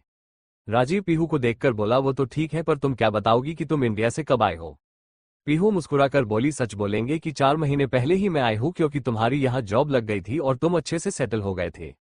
फिर दोनों आपस में डिस्कस करने लगे। उधर रीतू तो अपनी ही कुछ कारस्तानी में लगी थी। वो फोन से किसी को मैसेज कर रही थी। पीहू और रजीब की बातें जब खत्म हो गई तो पीहू ने रीतू को देखा जो फोन में बातें कर रही थी। पीहू फिर रीतू को देखकर बोली, रीतू आपको पता है ना आपको क्या करना है। रीतू ने गहरी नजर से पीहू को देखा और बोली, तुम जानती हो ना पीहू, मैं उन चीजों से बड़ी मुश्किल से बाहर निकली हूं। पीहू ने रीतू की बात सुनकर गहरी सांस ली और बोली, रीतू मेरे पास भी और कोई तरीका नहीं था। नलिनी मेरा इसमें बिल्कुल साथ नहीं देती और बची तुम ही हो जो उस शख्स के पास जा सकती हो, उसके राज पता कर सकती हो। रीतू ने यह सुनकर गहरी सांस ली और बोली, इसीलिए तो मैं यहां आई हूं। तीनों ने अपना डिनर किया और अपने कमरे में आराम से सोने के लिए चले गए। वहीं राजस्थान में राजपूत महल में अभय अपने स्टडी रूम में बैठा हुआ था और किसी के मैसेज को पढ़ रहा था। वो जैसे जैसे मैसेज को पढ़ रहा था उसकी आंखें लाल हो रही थी।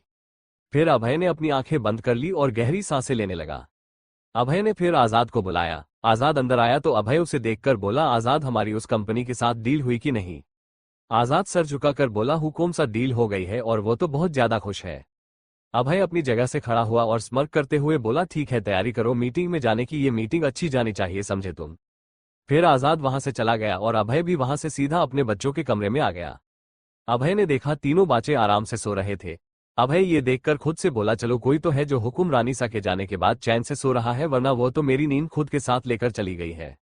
फिर अभय उठकर अपने कमरे में आया और शावर लेकर सीधा उस कमरे में चला गया जहां पीहू की बड़ी सी फोटो लगी हुई थी। अभय ने शैंपेन की बोतल ली और उसे खोलकर थोड़ी सी शैंपेन एक गिलास में डाली और उसे पीते हुए पीहू को अपनी नशीली आंखों से देखने लगा, जैसे पीहू सच में ही उसकी आंखों के सामने खड़ी हो। अभय पीहू की फोटो को देखते हुए बोला, अगर आप मेरे पास होती तो मेरी नजरें बर्दाश्त नहीं कर पाती। अभय काफी देर तक पीहू की फोटो को देखता रहा। फिर अभय ने शैंपेन को खत्म किया और आराम से आकर बेड पर सो गया। अगली सुबह पीहू सुबह ही तैयार हो चुकी थी, पर उसने आंखों में ग्लासेस लगाए हुए थे और चेहरे का रंग भी थोड़ा हल्का किया हुआ था ताकि कोई उसे पहचान ना सके।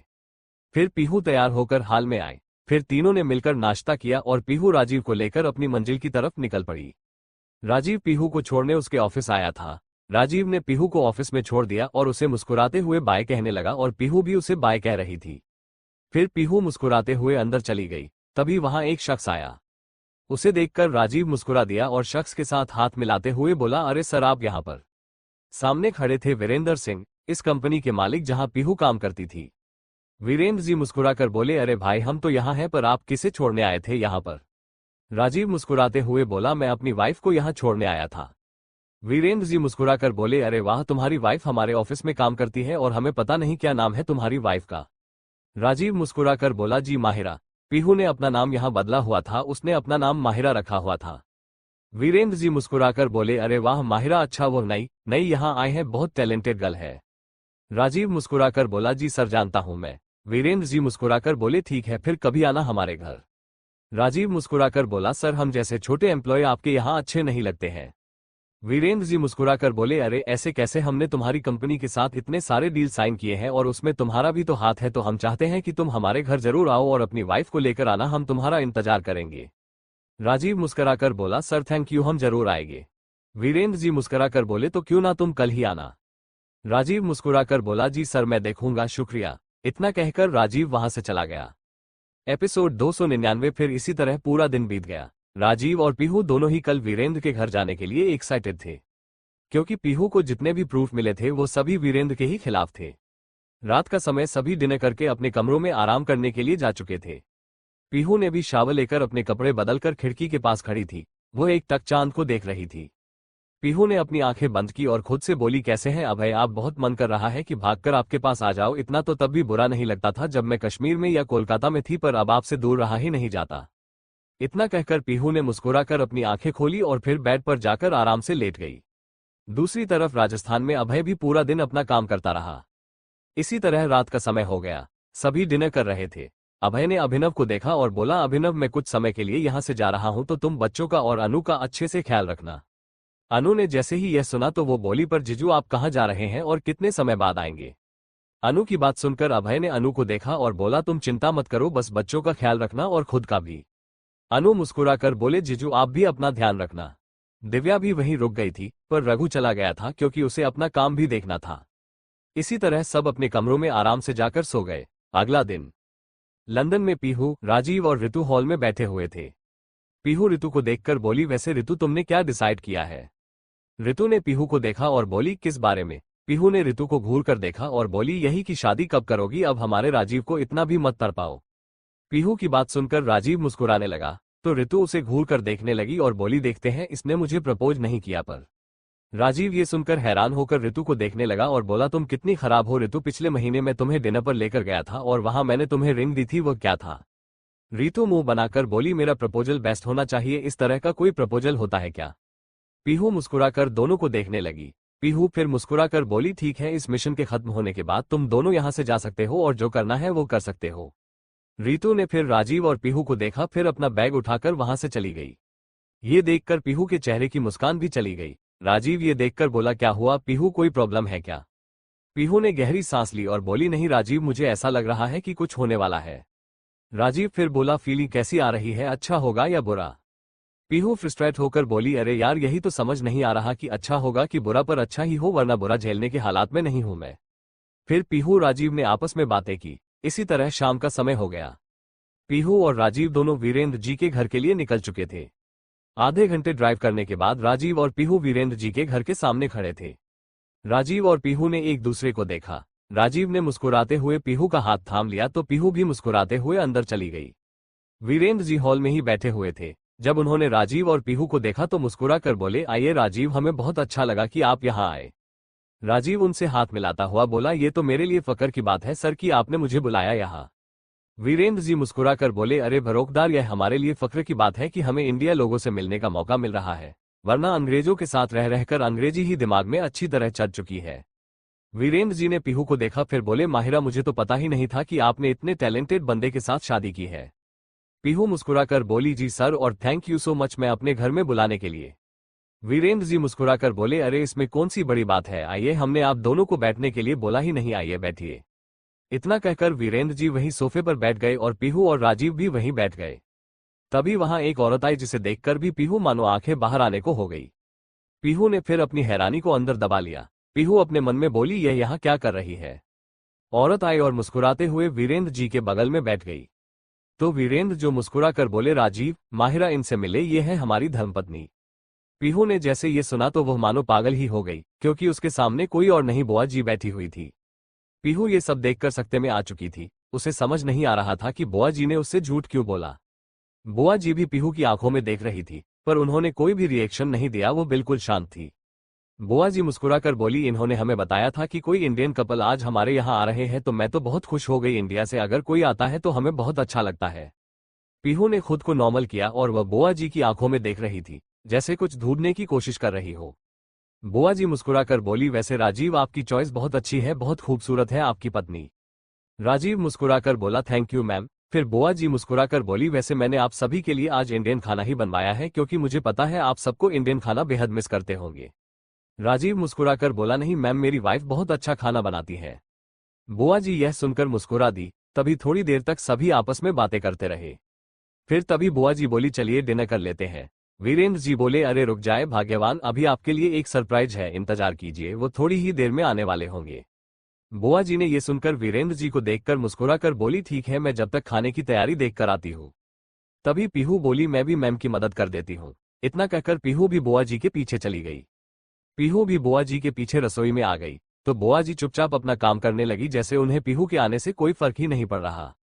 बुआ जी ने मुस्कुराकर पीहू की तरफ देखा और बोली, सब सवालों के जवाब मिलेंगे, घर पर कैमरे लगे हुए हैं, आवाज नहीं जाएगी पर एक्सप्रेशन पढ़े जा सकते हैं, इसलिए खुद को नॉर्मल करें और चुपचाप शांत रहें।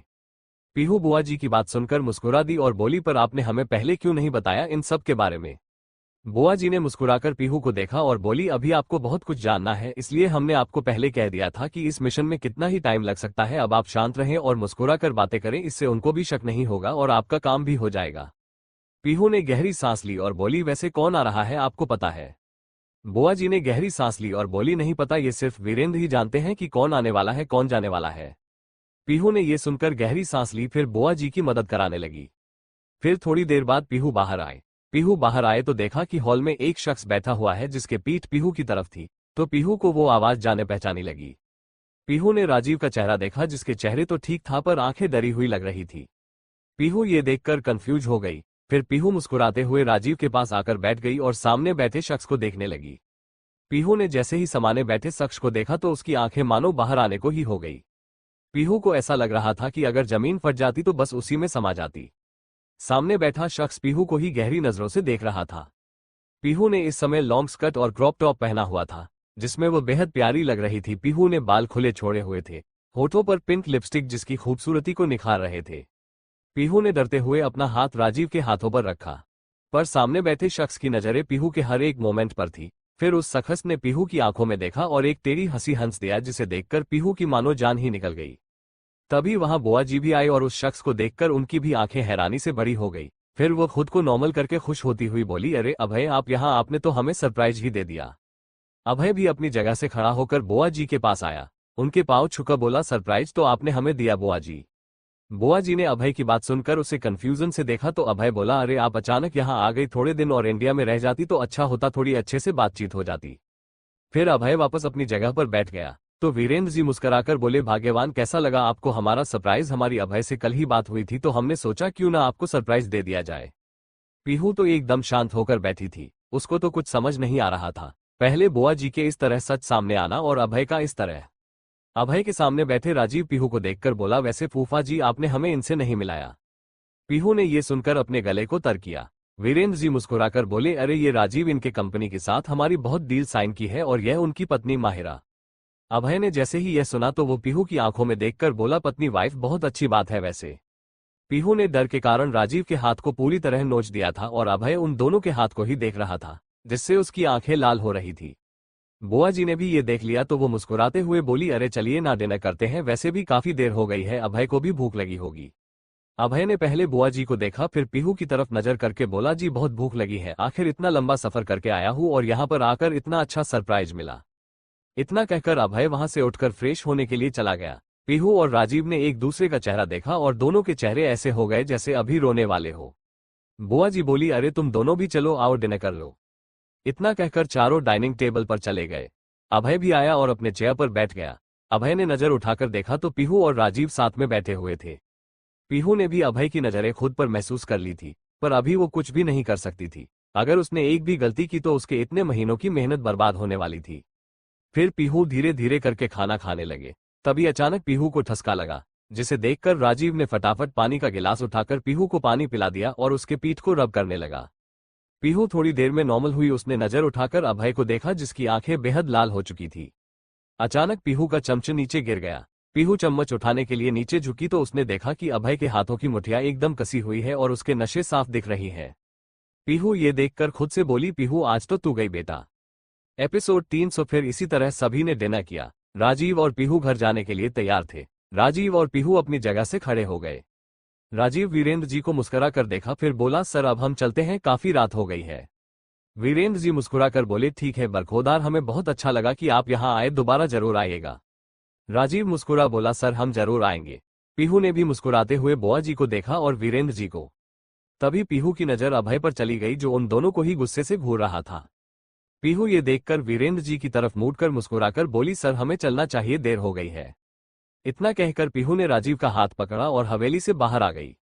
पीहू और राजीव जैसे ही गाड़ी में बैठने को हुए, उससे पहले ही राजीव ने गाड़ी के टायर को देखा तो वो हैरान होकर बोला, ओ नो, ये क्या हो गया, ये चारों टायर एक साथ पंचर कैसे हो गए, अब हम घर कैसे जाएंगे। राजीव और पीहू दोनों चिंता में थे। तभी उन्हें अपने पीछे से किसी की आवाज आई। पीहू और राजीव ने पीछे मुड़कर देखा तो पीछे अभय और वीरेंद्र जी खड़े थे। वीरेंद्र जी आगे आए और बोले, क्या हुआ, आप दोनों अभी तक गए नहीं।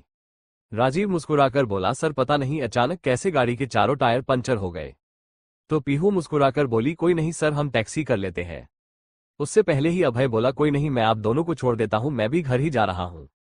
पीहू राजीव ने जैसे ये सुना तो दोनों ने अपने गले को तर किया। राजीव ने मुस्कुराकर अभय को देखकर बोला, नहीं सर, रहने दीजिए, आप कहाँ रात को ऐसे ही तकलीफ उठाएंगे, हम दोनों चले जाएंगे।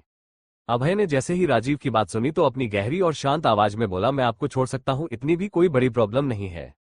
इतना कहकर अभय अपनी गाड़ी में चला गया। तो वीरेंद्र जी मुस्कुराकर बोले, थोड़े गुस्से का है, आप दोनों जाए, वो आपको छोड़ देगा। फिर क्या था, वीरेंद्र जी इतना कहकर अंदर चले गए।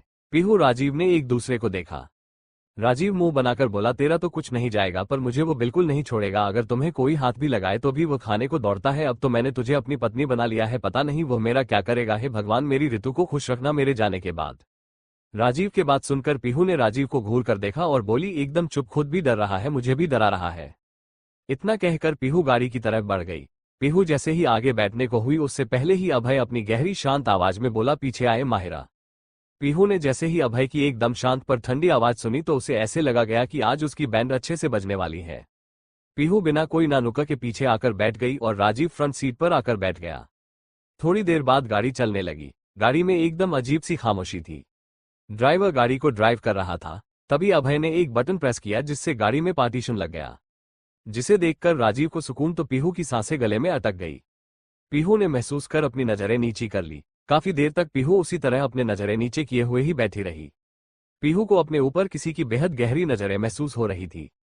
15 मिनट ऐसे ही बीत गए तो पीहू हार मानकर अभय की तरफ मुड़ी और जैसे ही कुछ बोलने को हुई उससे पहले ही अभय ने पीहू की गर्दन में हाथ डालकर और उसे अपने चेहरे के करीब कर लिया और उसके होठों पर अपने होंठ रख दिए और उसे रूडली किस करने लगा। पीहू को तो कुछ समझने का मौका ही नहीं मिला कि अभय यह क्या कर रहा है। फिर पीहू को एहसास हुआ तो उसने भी अभय के बालों में अपने हाथ डाल दिए और उसके बालों को सहलाने लगी, क्योंकि पीहू को अच्छे से पता था अगर उसने अभय को दूर किया तो उसके लिए आगे भुगतना और भी महंगा पड़ जाएगा। पीहू को लगा था कि इस तरह करने से अभय उसे छोड़ देगा, पर यह पीहू की गलतफहमी थी। अभय ने अपना एक हाथ पीहू की कमर पर रखा तो दूसरा हाथ पीहू की गर्दन पर। अभय लगातार पीहू को किस किए ही जा रहा था। इसी तरह आधा घंटा बीत गया। पीहू ने जब ये देखा कि अभय उसे नहीं छोड़ रहा है तो थक हार कर पीहू ने अभय के कंधे पर हाथ रखा और उसे दूर करने लगी। तब जाकर अभय पीहू से दूर हो गया और उसे अपनी लाल आंखों से घूरने लगा। पीहू गहरी सांसें ले रही थी। तभी पीहू को एहसास हुआ कि वो हवा में है। पीहू ने यह महसूस कर अपनी आंखें खोली, देखा तो वो अभय की गोद में थी।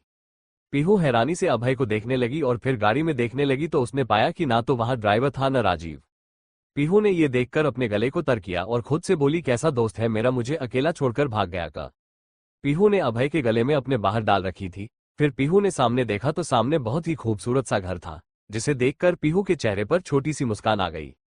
अगले ही पल पीहू की मुस्कान चली गई, क्योंकि पीहू ने अभय का चेहरा देखा था जो इस वक्त एकदम सख्त था, जैसे अगर पीहू कुछ बोले तो उसकी गर्दन मरोड़ने में एक भी सेकंड न लगाए। पीहू ने ये देखकर अपने गले को तर किया। फिर अभय की गर्दन के पास जाकर वहां पर अपनी गहरी सांसें छोड़ने लगी ताकि वो अभय को कमजोर कर दे, पर अभय पर इन सब का कोई भी असर नहीं हो रहा था। अभय पीहू को लेकर घर के अंदर आया और सीधा एक कमरे में ले गया। अभय ने गुस्से से पीहू को नीचे खड़ा किया और फटाफट दरवाजे को जोरदार लात मारकर बंद किया, जिसे सुनकर पीहू एक पल के लिए डर गई। फिर अभय गुस्से भरी नजरों से पीहू की तरफ बढ़ने लगा, जिसे देखकर पीहू की मां ने सांस ही अटक गई। Thanks for watching. Episode 301। Pihu ने डर के मारे अपनी आंखें बंद कर ली थी। पीहू को जब 10 मिनट तो कुछ महसूस नहीं हुआ तो उसने डरते हुए अपनी एक आंख खोली तो उसे अभी कहीं भी नहीं देखा। पीहू ने दूसरी आंख खोली। पीहू आसपास देखने लगी। पीहू खुद से बोली, ये डेविल कहाँ चला गया, आज तो ऐसा लग रहा था कि मुझे बिल्कुल भी छोड़ने वाले नहीं है। हे भगवान, प्लीज मुझे शैतान से आज बचा लेना, मैं पक्का इंडिया आकर पूरे 100 किलो लड्डू चढ़ा आऊंगी। तभी पीहू के कानों में एकदम सर्द आवाज पड़ी, जिससे मानो पीहू की रीढ़ की हड्डी तक कांप गई। पीहू ये आवाज अच्छे से पहचानती थी। यह आवाज अभय की थी।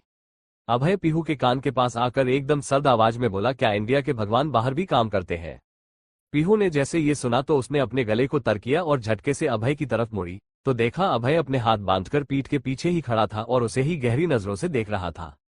पीहू मुस्कुराकर अभय को देखने लगी और मुस्कुराते हुए बोली, अभय वो मैं कह रही थी, आप कैसे हैं? राजस्थान में सब कैसे है? पीहू की बात सुनकर अभय ने घूरकर पीहू को देखा, जैसे कह रहा हो कि चुप हो जाओ वरना छोड़ूंगा नहीं मैं तुम्हें। पीहू एकदम शांत हो गई। अभय पीहू को घूरते हुए देखकर बोला, माहिरा जी राजीव की पत्नी, वाओ बड़ी अच्छी बात है न? पीहू सॉरी सॉरी माहिरा जी। अभय माहिरा शब्द पर जोर दे रहा था। अभय की बात सुनकर पीहू सर झुकाकर बोली, अभय आप जानते हैं ना, इस मिशन के लिए कुछ भी करना पड़ सकता था, तो इसीलिए और मुझे लगा कि किसी और पर विश्वास नहीं किया जा सकता है, इसलिए मैंने राजीव को बुला लिया। अगर दीक्षित को बुलाती तो आपको पता लग जाता। पीहू की बात सुनकर अभय पीहू को घूर कर देखते हुए गहरी आवाज में बोला, तो आपको क्या लगा कि मुझे पता नहीं चलेगा कि आप और राजीव क्या खिचड़ी बना रहे हैं? पीहू अपनी गर्दन उठाकर अभय को देखकर मुस्कुराते हुए बोली, अभय अब तो खिचड़ी बन चुकी और बट भी चुकी है, तो अब छोड़िए ना इन सब बातों को, इतने समय बाद हम दोनों मिले हैं, आइए बातें करते हैं। इतना कहकर पीहू जैसे ही अभय का हाथ पकड़ने को हुई, अभय ने गुस्से से पीहू की कलाई पकड़ी और से दीवार के साथ लगा दिया और एकदम लाल आंखों से घूरते हुए बोला, कितना आसान है ना आपके लिए? पीहू अभय के इस तरह से डर गई थी। फिर पीहू खुद को संभालते हुए बोली, का क्या आसान है? अभय पीहू को इस तरह हकलाता हुआ देखकर बोला, अभय सिंह राजपूत को बेवकूफ बनाना। पीहू ने यह सुनकर अपने गले को तर किया और बोली, अभय। अभय ने अपने चेहरा पीहू की गर्दन में छुपाया और गहरी सांसें लेते वो बोला, बोलिए, सुन रहा हूं, आपकी दलील एकदम सही होनी चाहिए वरना। इतना कहकर अभय ने पीहू की गर्दन पर बाइट कर दिया। पीहू ने यह महसूस कर अपनी आंखें बंद कर ली। पीहू आंखें बंद किए हुए ही बोली, अभय, मैंने आपको बता दिया ना कि इसकी वजह क्या थी, फिर भी आप मुझे तंग कर रहे हैं, यह अच्छी बात नहीं है। अभय ये सुनकर तिरछा मुस्कुरा दिया।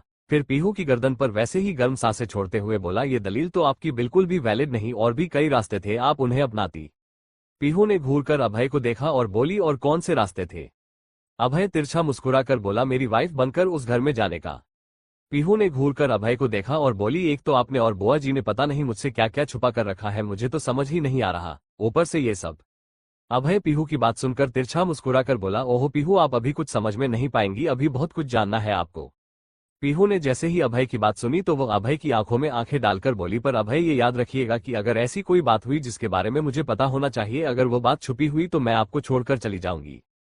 पीहू की बात सुनकर अभय ने पीहू की आंखों में देखा तो वहां कोई डर नहीं था, एक जुनून था, एक हिम्मत थी जो अभय के जुनून को ललकार रही थी। अभय ने पीहू की आंखों में गहरी नजरों से देखा, फिर पीहू को कमर से पकड़कर खुद के करीब खींचकर बोला, बिल्कुल नहीं पीहू, आप मुझे खुद से डिस्ट्रैक्ट नहीं कर सकती, अभी आपकी सजा बाकी है। वैसे मुझे नहीं पता था कि आपका टेस्ट इतना अच्छा है कपड़े पहनने में, मेरे सामने तो आप इस तरह कवर होकर घूमती थी कि जैसे पता नहीं क्या, और यहाँ देखो क्रॉप टॉप साथ में स्कर्ट। इतना कहकर अभय पीहू की कमर पर अपने उंगलियां चलाने लगा तो पीहू को याद आया कि उसने कैसे कपड़े पहने हुए थे।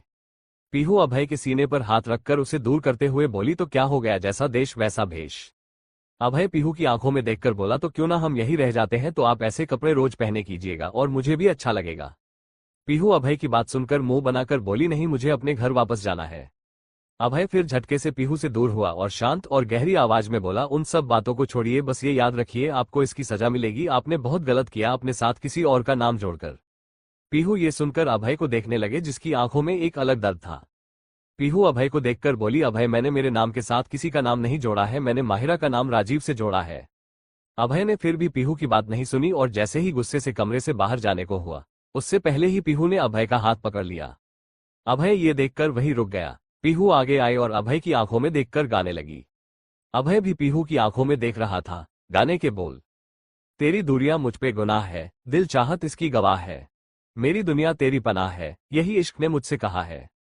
कुछ मुझ में तू ऐसे बसा है, कोई मुझ में न मेरी जगह है, कुछ देखूं तो तू दिखता है, मेरी आंखों में तेरी निगाह है, तुझसे बिछड़ के बा खुदा मैं यहां जी न सकूंगा एक लम्हा, आराम आता है दीदार से तेरे, मिट जाते हैं सारे गम, है ये दुआ कि तुझे देखते देखते ही निकल जाए दम। पीहू एकटक अभय की आंखों में देख रही थी। पीहू ने अभय के हाथों को लिया और अपने कमर पर रख लिया और खुद उसके करीब होकर उसके आंखों में देखकर गाने लगी। धीरे धीरे पीहू अभय को उसी तरह कमरे में ले गई। सुखरना चाहे मैं जितना भी कर लूंगा, फिर भी रहेगा वो कम, तेरा तस्वुर मुझे दे के मौला ने मुझ पे किया है, कर निकल जाए दम दम दम, दिल संवरता है तेरे ख्यालों से। फिर पीहू ने खुद को घुमाया और खुद के पीठ को अभय की सीने से लगा लिया और अपना एक हाथ अभय के गाल पर रख दिया। दिल संवरता है तेरे ख्यालों से, जगमगाता है तेरे उजालों से, रक्स करता है दिल तुझ पे मरता हुआ, पागलों सा तेरा, पागलों सा तेरा, जिक्र करता हुआ मेरे चैनो सुकून तेरी राह, तू रूह की ख्वाबगाह है, तुझसे बिछड़ के बा खुदा मैं ये जी न सकूंगा एक लम्हा, आराम आता है दीदार से तेरे, मिट जाते हैं सारे गम, है ये दुआ कि तुझे देखते। अभय ने भी झटके से पीहू को पलटा और उसकी आंखों में देखकर गाने लगा। फिर दोनों साथ में गाने लगे थे। देखते ही निकल जाए दम, सुखरना चाहे मैं जितना भी कर लूंगा, फिर भी रहेगा वो काम, तेरा तस्वुर मुझे दे के मौला ने मुझ पे किया करम, आराम आता है दीदार से तेरे, मिट जाते हैं सारे गम, शुक्राना चाहे मैं जितना भी कर लूं। आखिर दोनों 4 महीने बाद मिल रहे थे। दोनों ही एक दूसरे को देखकर बेहद खुश थे। जैसे ही गाना खत्म हुआ, पीहू ने अभय को कस के गले लगा लिया और रोने लगी। अभय ये सुनकर हैरानी से पीहू को देखने लगा। फिर अभय पीहू के सर को सहलाने लगा तो पीहू रोती हुई बोली, मैंने आपको बहुत मिस किया है, बहुत ज्यादा, पता है आपको, आपके बिना एक एक पल गुजारना कितना मुश्किल था। फिर पीहू रुकी। पीहू फिर बोली, हर वक्त डर लगा रहता था कि कहीं मुझे कुछ हो गया तो आप और मेरे बच्चे कैसे रहेंगे। एपिसोड 302। पीहू के बात सुनकर अभय ने पीहू को अपनी बाहों में भर लिया। फिर उसके सर को सहलाने लगा और बोला, जब मैं यहाँ हूं तो आपको किसी बात की कोई भी चिंता नहीं होनी चाहिए, समझिए आप। पीहू अभय की बात सुनकर मुस्कुरा दी। फिर पीहू अभय से दूर हुई और उसके होठों को हल्के से छूकर बोली, आप बहुत अच्छे हैं। अभय पीहू की हरकत देखकर हल्का सा तिरछा मुस्कुराकर बोला, मुझे नहीं लगता है कि मैं अच्छा हूं, फिर ये बात आप कल सुबह खुद बोलने वाली है। पीहू ने जैसे ही अभय की बात सुनी तो वो अभय से दूर होने लगी। पीहू पीछे हटते हुए बोली, अभय अब आप कुछ नहीं करेंगे, मैं बहुत थक गई हूँ, मुझे कल जाना भी है। अभय पीहू की बात सुनकर तिरछा मुस्कुरा दिया। फिर पीहू की तरफ बढ़ते हुए बोला, कोई बात नहीं, हम साथ में शावर लेते हैं, फिर उससे आपकी थकान बिल्कुल मर जाएगी। पीहू पीछे जाते हुए बोली, नहीं अभय प्लीज, और वैसे भी कल मुझे बहुत इंपॉर्टेंट जगह पर जाना है, तो मैं बिल्कुल भी थकना नहीं चाहती हूँ। अभय ये सुनकर अपनी जगह पर रुक गया, फिर दूसरे पल अपने गर्दन पर हाथ फेरा। तो ये देखकर पीहू फटाफट दरवाजे की तरफ भागने को हुई, पर अभय ने पीहू को कमर से पकड़कर अपने पास खींच लिया और पीहू के चेहरे पर उंगली फेरते हुए बोला, 4 महीने आप मुझसे दूर रही है, फिर भी आप डर रही है, ऐसा तो नहीं कि हम दोनों पहली बार करीब आ रहे हैं। पीहू ने अपने गले को तर किया और अभय को देखकर बोली, डर आपके करीब आने से नहीं लगता है, डर आपकी हरकतों से लगता है, आप बिल्कुल नहीं सुनते हैं मेरी। अभय पीहू की बात सुनकर तिरछा मुस्कुरा दिया है। फिर अभय पीहू आंखों में देखकर बोला, अब 4 महीने का कोटा तो पूरा करना पड़ेगा ना हुकुम रानी सा। अभय की बात सुनकर पीहू उसे हैरानी से देखने लगी, तो अभय भी पीहू की आंखों में देखने लगा। थोड़ी देर बाद ही अभय ने पीहू के होठों पर अपने होंठ रख दिए और उसे डीपी किस करने लगा। ये देखकर भी पीहू ने भी अपनी आंखें बंद करी और अभय के गले में अपनी बाहें डाल दी। अभय ने पीहू को ऊपर उठा लिया, जिससे पीहू ने अभय के कमर के आसपास अपने पाँव लपेट दिया। अभय पीहू को उसी तरह किस करते हुए बेड पर ले आया और उसे लेटा दिया। 25 मिनट की इंटेंस किस के बाद जाकर अभय ने पीहू को छोड़ा। दोनों ही गहरी सांसें ले रहे थे। अभय पीहू को मदहोशी में देखने लगा। पीहू भी अभय को ही देख रही थी। अभय ने पीहू की आंखों में देखने लगा कि जैसे आगे बढ़ने की इजाजत मांग रहा हो। पीहू अभय की इस हरकत पर मुस्कुरा दी। पीहू ने अभय को कॉलर से पकड़ा और अपने पास खींचकर उसके होठों पर अपने होंठ रख दिए, तो अभय किस में से ही तिरछा मुस्कुरा दिया। थोड़ी देर बाद ही दोनों एक दूसरे की मोहब्बत के आगोश में खो चुके थे। अगली सुबह पीहू अभय एक दूसरे की बाहों में सो रहे थे, तभी पीहू का अलार्म बजा। पीहू ने फोन पर देखा तो सुबह का 8 बजे का अलार्म बज रहा था। पीहू ये देखकर चिढ़ते हुए खुद से बोली, ओ गॉड, अभी तो सोई थी मैं। पीहू ने फिर गहरी सांस ली और फोन को वापस जगह पर रख दिया और अभय को देखने लगी, जो कि उसके ही गले में अपना चेहरा छुपाकर सो रहा था। पीहू अभय के बालों को सहलाने लगी और बोली, कितने खराब है ना आप, बिल्कुल भी दूरी बर्दाश्त नहीं हुई आपसे। तभी अभय मदहोशी में बोला, यानी कि आपको मेरी याद बिल्कुल नहीं आ रही थी है ना। पीहू अभय की बात सुनकर उसे घूरकर देखने लगी। तभी पीहू को अपने पेट पर अभय की उंगलियां चलती हुई महसूस हुई। तो पीहू ने अभय का हाथ पकड़ लिया, फिर बोली, बस अभय बहुत हुआ, मुझे आज जाना भी है और मैं आपको एक जरूरी बात भी बताने वाली हूँ। अभय ने ये सुनकर पीहू को देखा और बोला, वैसे भी आपकी जिंदगी में जरूरी बातें होती है जिसमें मैं नहीं होता हूँ बस। इतना कहकर अभय पीहू को घूर कर देखने लगा। तभी पीहू ने अभय के गाल पर किस किया और बोली, पता है अभय, आप जलते हुए कितने क्यूट लगते हैं। अभय ने पीहू की बात सुनकर उसे घूर कर देखा और बोला, मैं कोई क्यूट नहीं हूं, मैं हॉट एंड हैंडसम हूं। पीहू अभय को देखकर बोली, अभय वैसे आपका ये जुनून कभी कम भी होगा या बूढ़े होने के साथ बढ़ता ही जाएगा। पीहू की बात सुनकर अभय पीहू को देखकर बोला, अभय का जुनून कभी खत्म नहीं होगा पीहू, और आप भी इस जुनून की आदत डाल ले। आप चाहे बूढ़ी भी हो जाए तब भी ये अभय आपको छोड़ने वाला बिल्कुल नहीं है। इतना कहकर अभय ने पीहू को गोद में उठा लिया और उसे बाहों में लेकर वॉशरूम चला गया। थोड़ी देर बाद अभय और पीहू दोनों तैयार खड़े थे। पीहू ने अभय को देखा और बोली, अभय मैं वहां पर जा रहे हो क्योंकि आप जानते हैं कि वह से सारी तस्करी होती है। अभय ने पीहू की बात सुनकर उसे देखा और बोला, मैं आपको रोकूंगा नहीं, बस आप खुद का ख्याल रखेंगी। पीहू अभय की बात सुनकर मुस्कुरा दी, फिर अभय के होठों पर हल्के से किस करके बोली, ठीक है तो आप भी अपना ख्याल रखेंगे। अभय तो पीहू के किस से हैरान होकर पीहू को देखने लगा और बोला, हमें हमेशा यही के लिए रहना चाहिए, क्यों आखिर आप इतनी बोल्ड जो हो गई है यहाँ कर। पीहू अभय की बात सुनकर मुस्कुरा दी, फिर दोनों बाहर आए। दोनों ने अपना ब्रेकफास्ट किया, फिर पीहू वहां से चली गई। अभय का चेहरा भी एकदम सख्त हो चुका था। अभय ने अपना फोन उठाया और बोला, अब तैयार हो जाए, वह निकल चुकी है। उधर से एक औरत बोली, आप चिंता मत कीजिए, पीहू एक शेरनी है, वो हर किसी का मौत का बदला लेकर रहेगी। अभय ने ये सुनकर फोन कट कर दिया और अपनी आंखों को बंद कर लिया और बोला, मौत का खेल आपने शुरू किया था पर खत्म हम करेंगे। इतना कहकर अभय तिरछा मुस्कुरा दिया। एपिसोड 303। अभय का चेहरा भी एकदम सख्त हो चुका था। अभय ने अपना फोन उठाया और बोला, अब तैयार हो जाए, वह निकल चुकी है। उधर से एक औरत बोली, आप चिंता मत कीजिए, पीहू एक शेरनी है, वो हर किसी का मौत का बदला लेकर रहेगी। अभय ने ये सुनकर फोन कट कर दिया और अपनी आंखों को बंद कर लिया और बोला, मौत का खेल आपने शुरू किया था पर खत्म हम करेंगे। इतना कहकर अभय तिरछा मुस्कुरा दिया। अब आगे अभय का चेहरा भी एकदम सख्त हो चुका था। अभय ने अपना फोन उठाया और बोला, अब तैयार हो जाए, वो निकल चुकी है। उधर से एक औरत बोली, आप चिंता मत कीजिए, पीहू एक शेरनी है, वो हर किसी का मौत का बदला लेकर रहेगी। अभय ने ये सुनकर फोन कट कर दिया और अपनी आंखों को बंद कर लिया और बोला, मौत का खेल आपने शुरू किया था पर खत्म हम करेंगे। इतना कहकर अभय तिरछा मुस्कुरा दिया। अब आगे फिर अभय गहरी सांस लेकर खुद से बोला, अब खेल खत्म करने का समय हो गया है। इतना कहकर अभय ने किसी को फोन मिला दिया। इसी तरह रात का समय हो गया। पीहू वापस नहीं आई थी। अभय इस समय अपने फार्म हाउस पर था। इसी तरह 1 महीना बीत गया। अभय, राजीव, ऋतु एक कमरे में बैठे हुए थे। राजीव चिंता से बोला, हमें पीहू का कहीं भी कुछ पता नहीं चल रहा है, वो गई कहाँ? ऋतु अभय को देखकर बोली, तुम इतनी लापरवाही बरत कैसे सकते हो अभय? वो लड़की तो है ही पागल, पता नहीं उसको क्या लगी हुई थी जो यहाँ आ गई। अभय शांत भाव से बैठा हुआ था। वो बोला, मैं पता कर रहा हूं पर कुछ भी पता नहीं लग रहा है, ऐसा लग रहा जैसे जमीन ही निगल गई हो उसे। राजीव और ऋतु ने ये सुनकर गहरी सांस ली। पीहू का 1 महीने से कुछ भी पता नहीं चल रहा था कि आखिर वो गई कहाँ। वहीं दूसरी तरफ एक जंगल में, उसे जंगल में आगे जाने के बाद एक बहुत बड़ी जगह थी जिसको ऊंची ऊंची दीवारों से घेरा हुआ था। उसे जगह के अंदर कोई भी नहीं जा सकता था जब तक कि उन दीवारों से एक दरवाजा न खुला हो। उसी दीवारों के अंदर एक कमरे में एक लड़की कुर्सी से बंधी हुई थी। उसके चेहरे पर पूरे बाल बिखरे हुए थे, उसके हाथों पर पैरों पर बहुत छोटे लगी थी और चेहरा भी सुजा हुआ लग रहा था। तभी उस कमरे का दरवाजा खुला और तेज रोशनी उसे लड़की के चेहरे पर पड़ी। उसने नजर उठाकर अपने सामने खड़े शख्स को देखा, पर फिर अपना सिर नीचे झुका लिया। उनमें से 2 गार्ड पहले अंदर आए और उस शख्स को देखकर बोले, बॉस, ये लड़की बहुत जिद्दी है। सभी लड़कियां मान गई पर यह लड़की तो मान ही नहीं रही है। उस लड़के ने जैसे ही यह सुना तो वो बोला, हमें बॉस को बुलाना पड़ेगा, वहीं इस लड़की का अच्छे से इंतजाम करेंगे। इतना कहकर वो तीनों शख्स वहां से चले गए। वो लड़की उसी तरह बैठी रही, पर उसके होठों पर अब एक तिरछी मुस्कान आ गई थी। तभी वहां पर एक बूढ़ी औरत आई। अगर आप सबको याद हो तो इस बूढ़ी औरत के बारे में मैंने पहले 5 चैप्टर में भी बताया है। और उस लड़की के चेहरे को साफ करके बोली, बेटा, तुम्हें पता है हमने तुम्हारा बहुत इंतजार किया है। उस लड़की ने जैसे ये सुना तो वो सामने बैठी औरत को देखने लगी, क्योंकि 1 महीने से वो औरत उससे यही बोलती कि वो उसका इंतजार करती रही है। तभी उसकी औरत के पास खड़ी लड़की बोली, दीदी, यह हमेशा ना आपके बारे में बातें करती रहती थी कि वह आएगी और हमें यहाँ से बचा कर लेकर जाएगी। आप आ तो गई पर आप तो खुद ही। उस लड़की ने अपने सामने खड़ी लड़की को देखा, फिर बोली, पर ऐसा क्यों, क्या ये मुझे जानती है? उस औरत ने उस लड़की के चेहरे पर हाथ फेरा और बोली, तुम वो हो जिसने उसे जुनूनी अभय को मोहब्बत करना सिखाया है, तो तुम्हें मैं कैसे नहीं जानती होगी। वो लड़की हैरानी से उन दोनों को देखने लगी। तभी वो दूसरी लड़की बोली, पर दीदी, आपका नाम क्या है?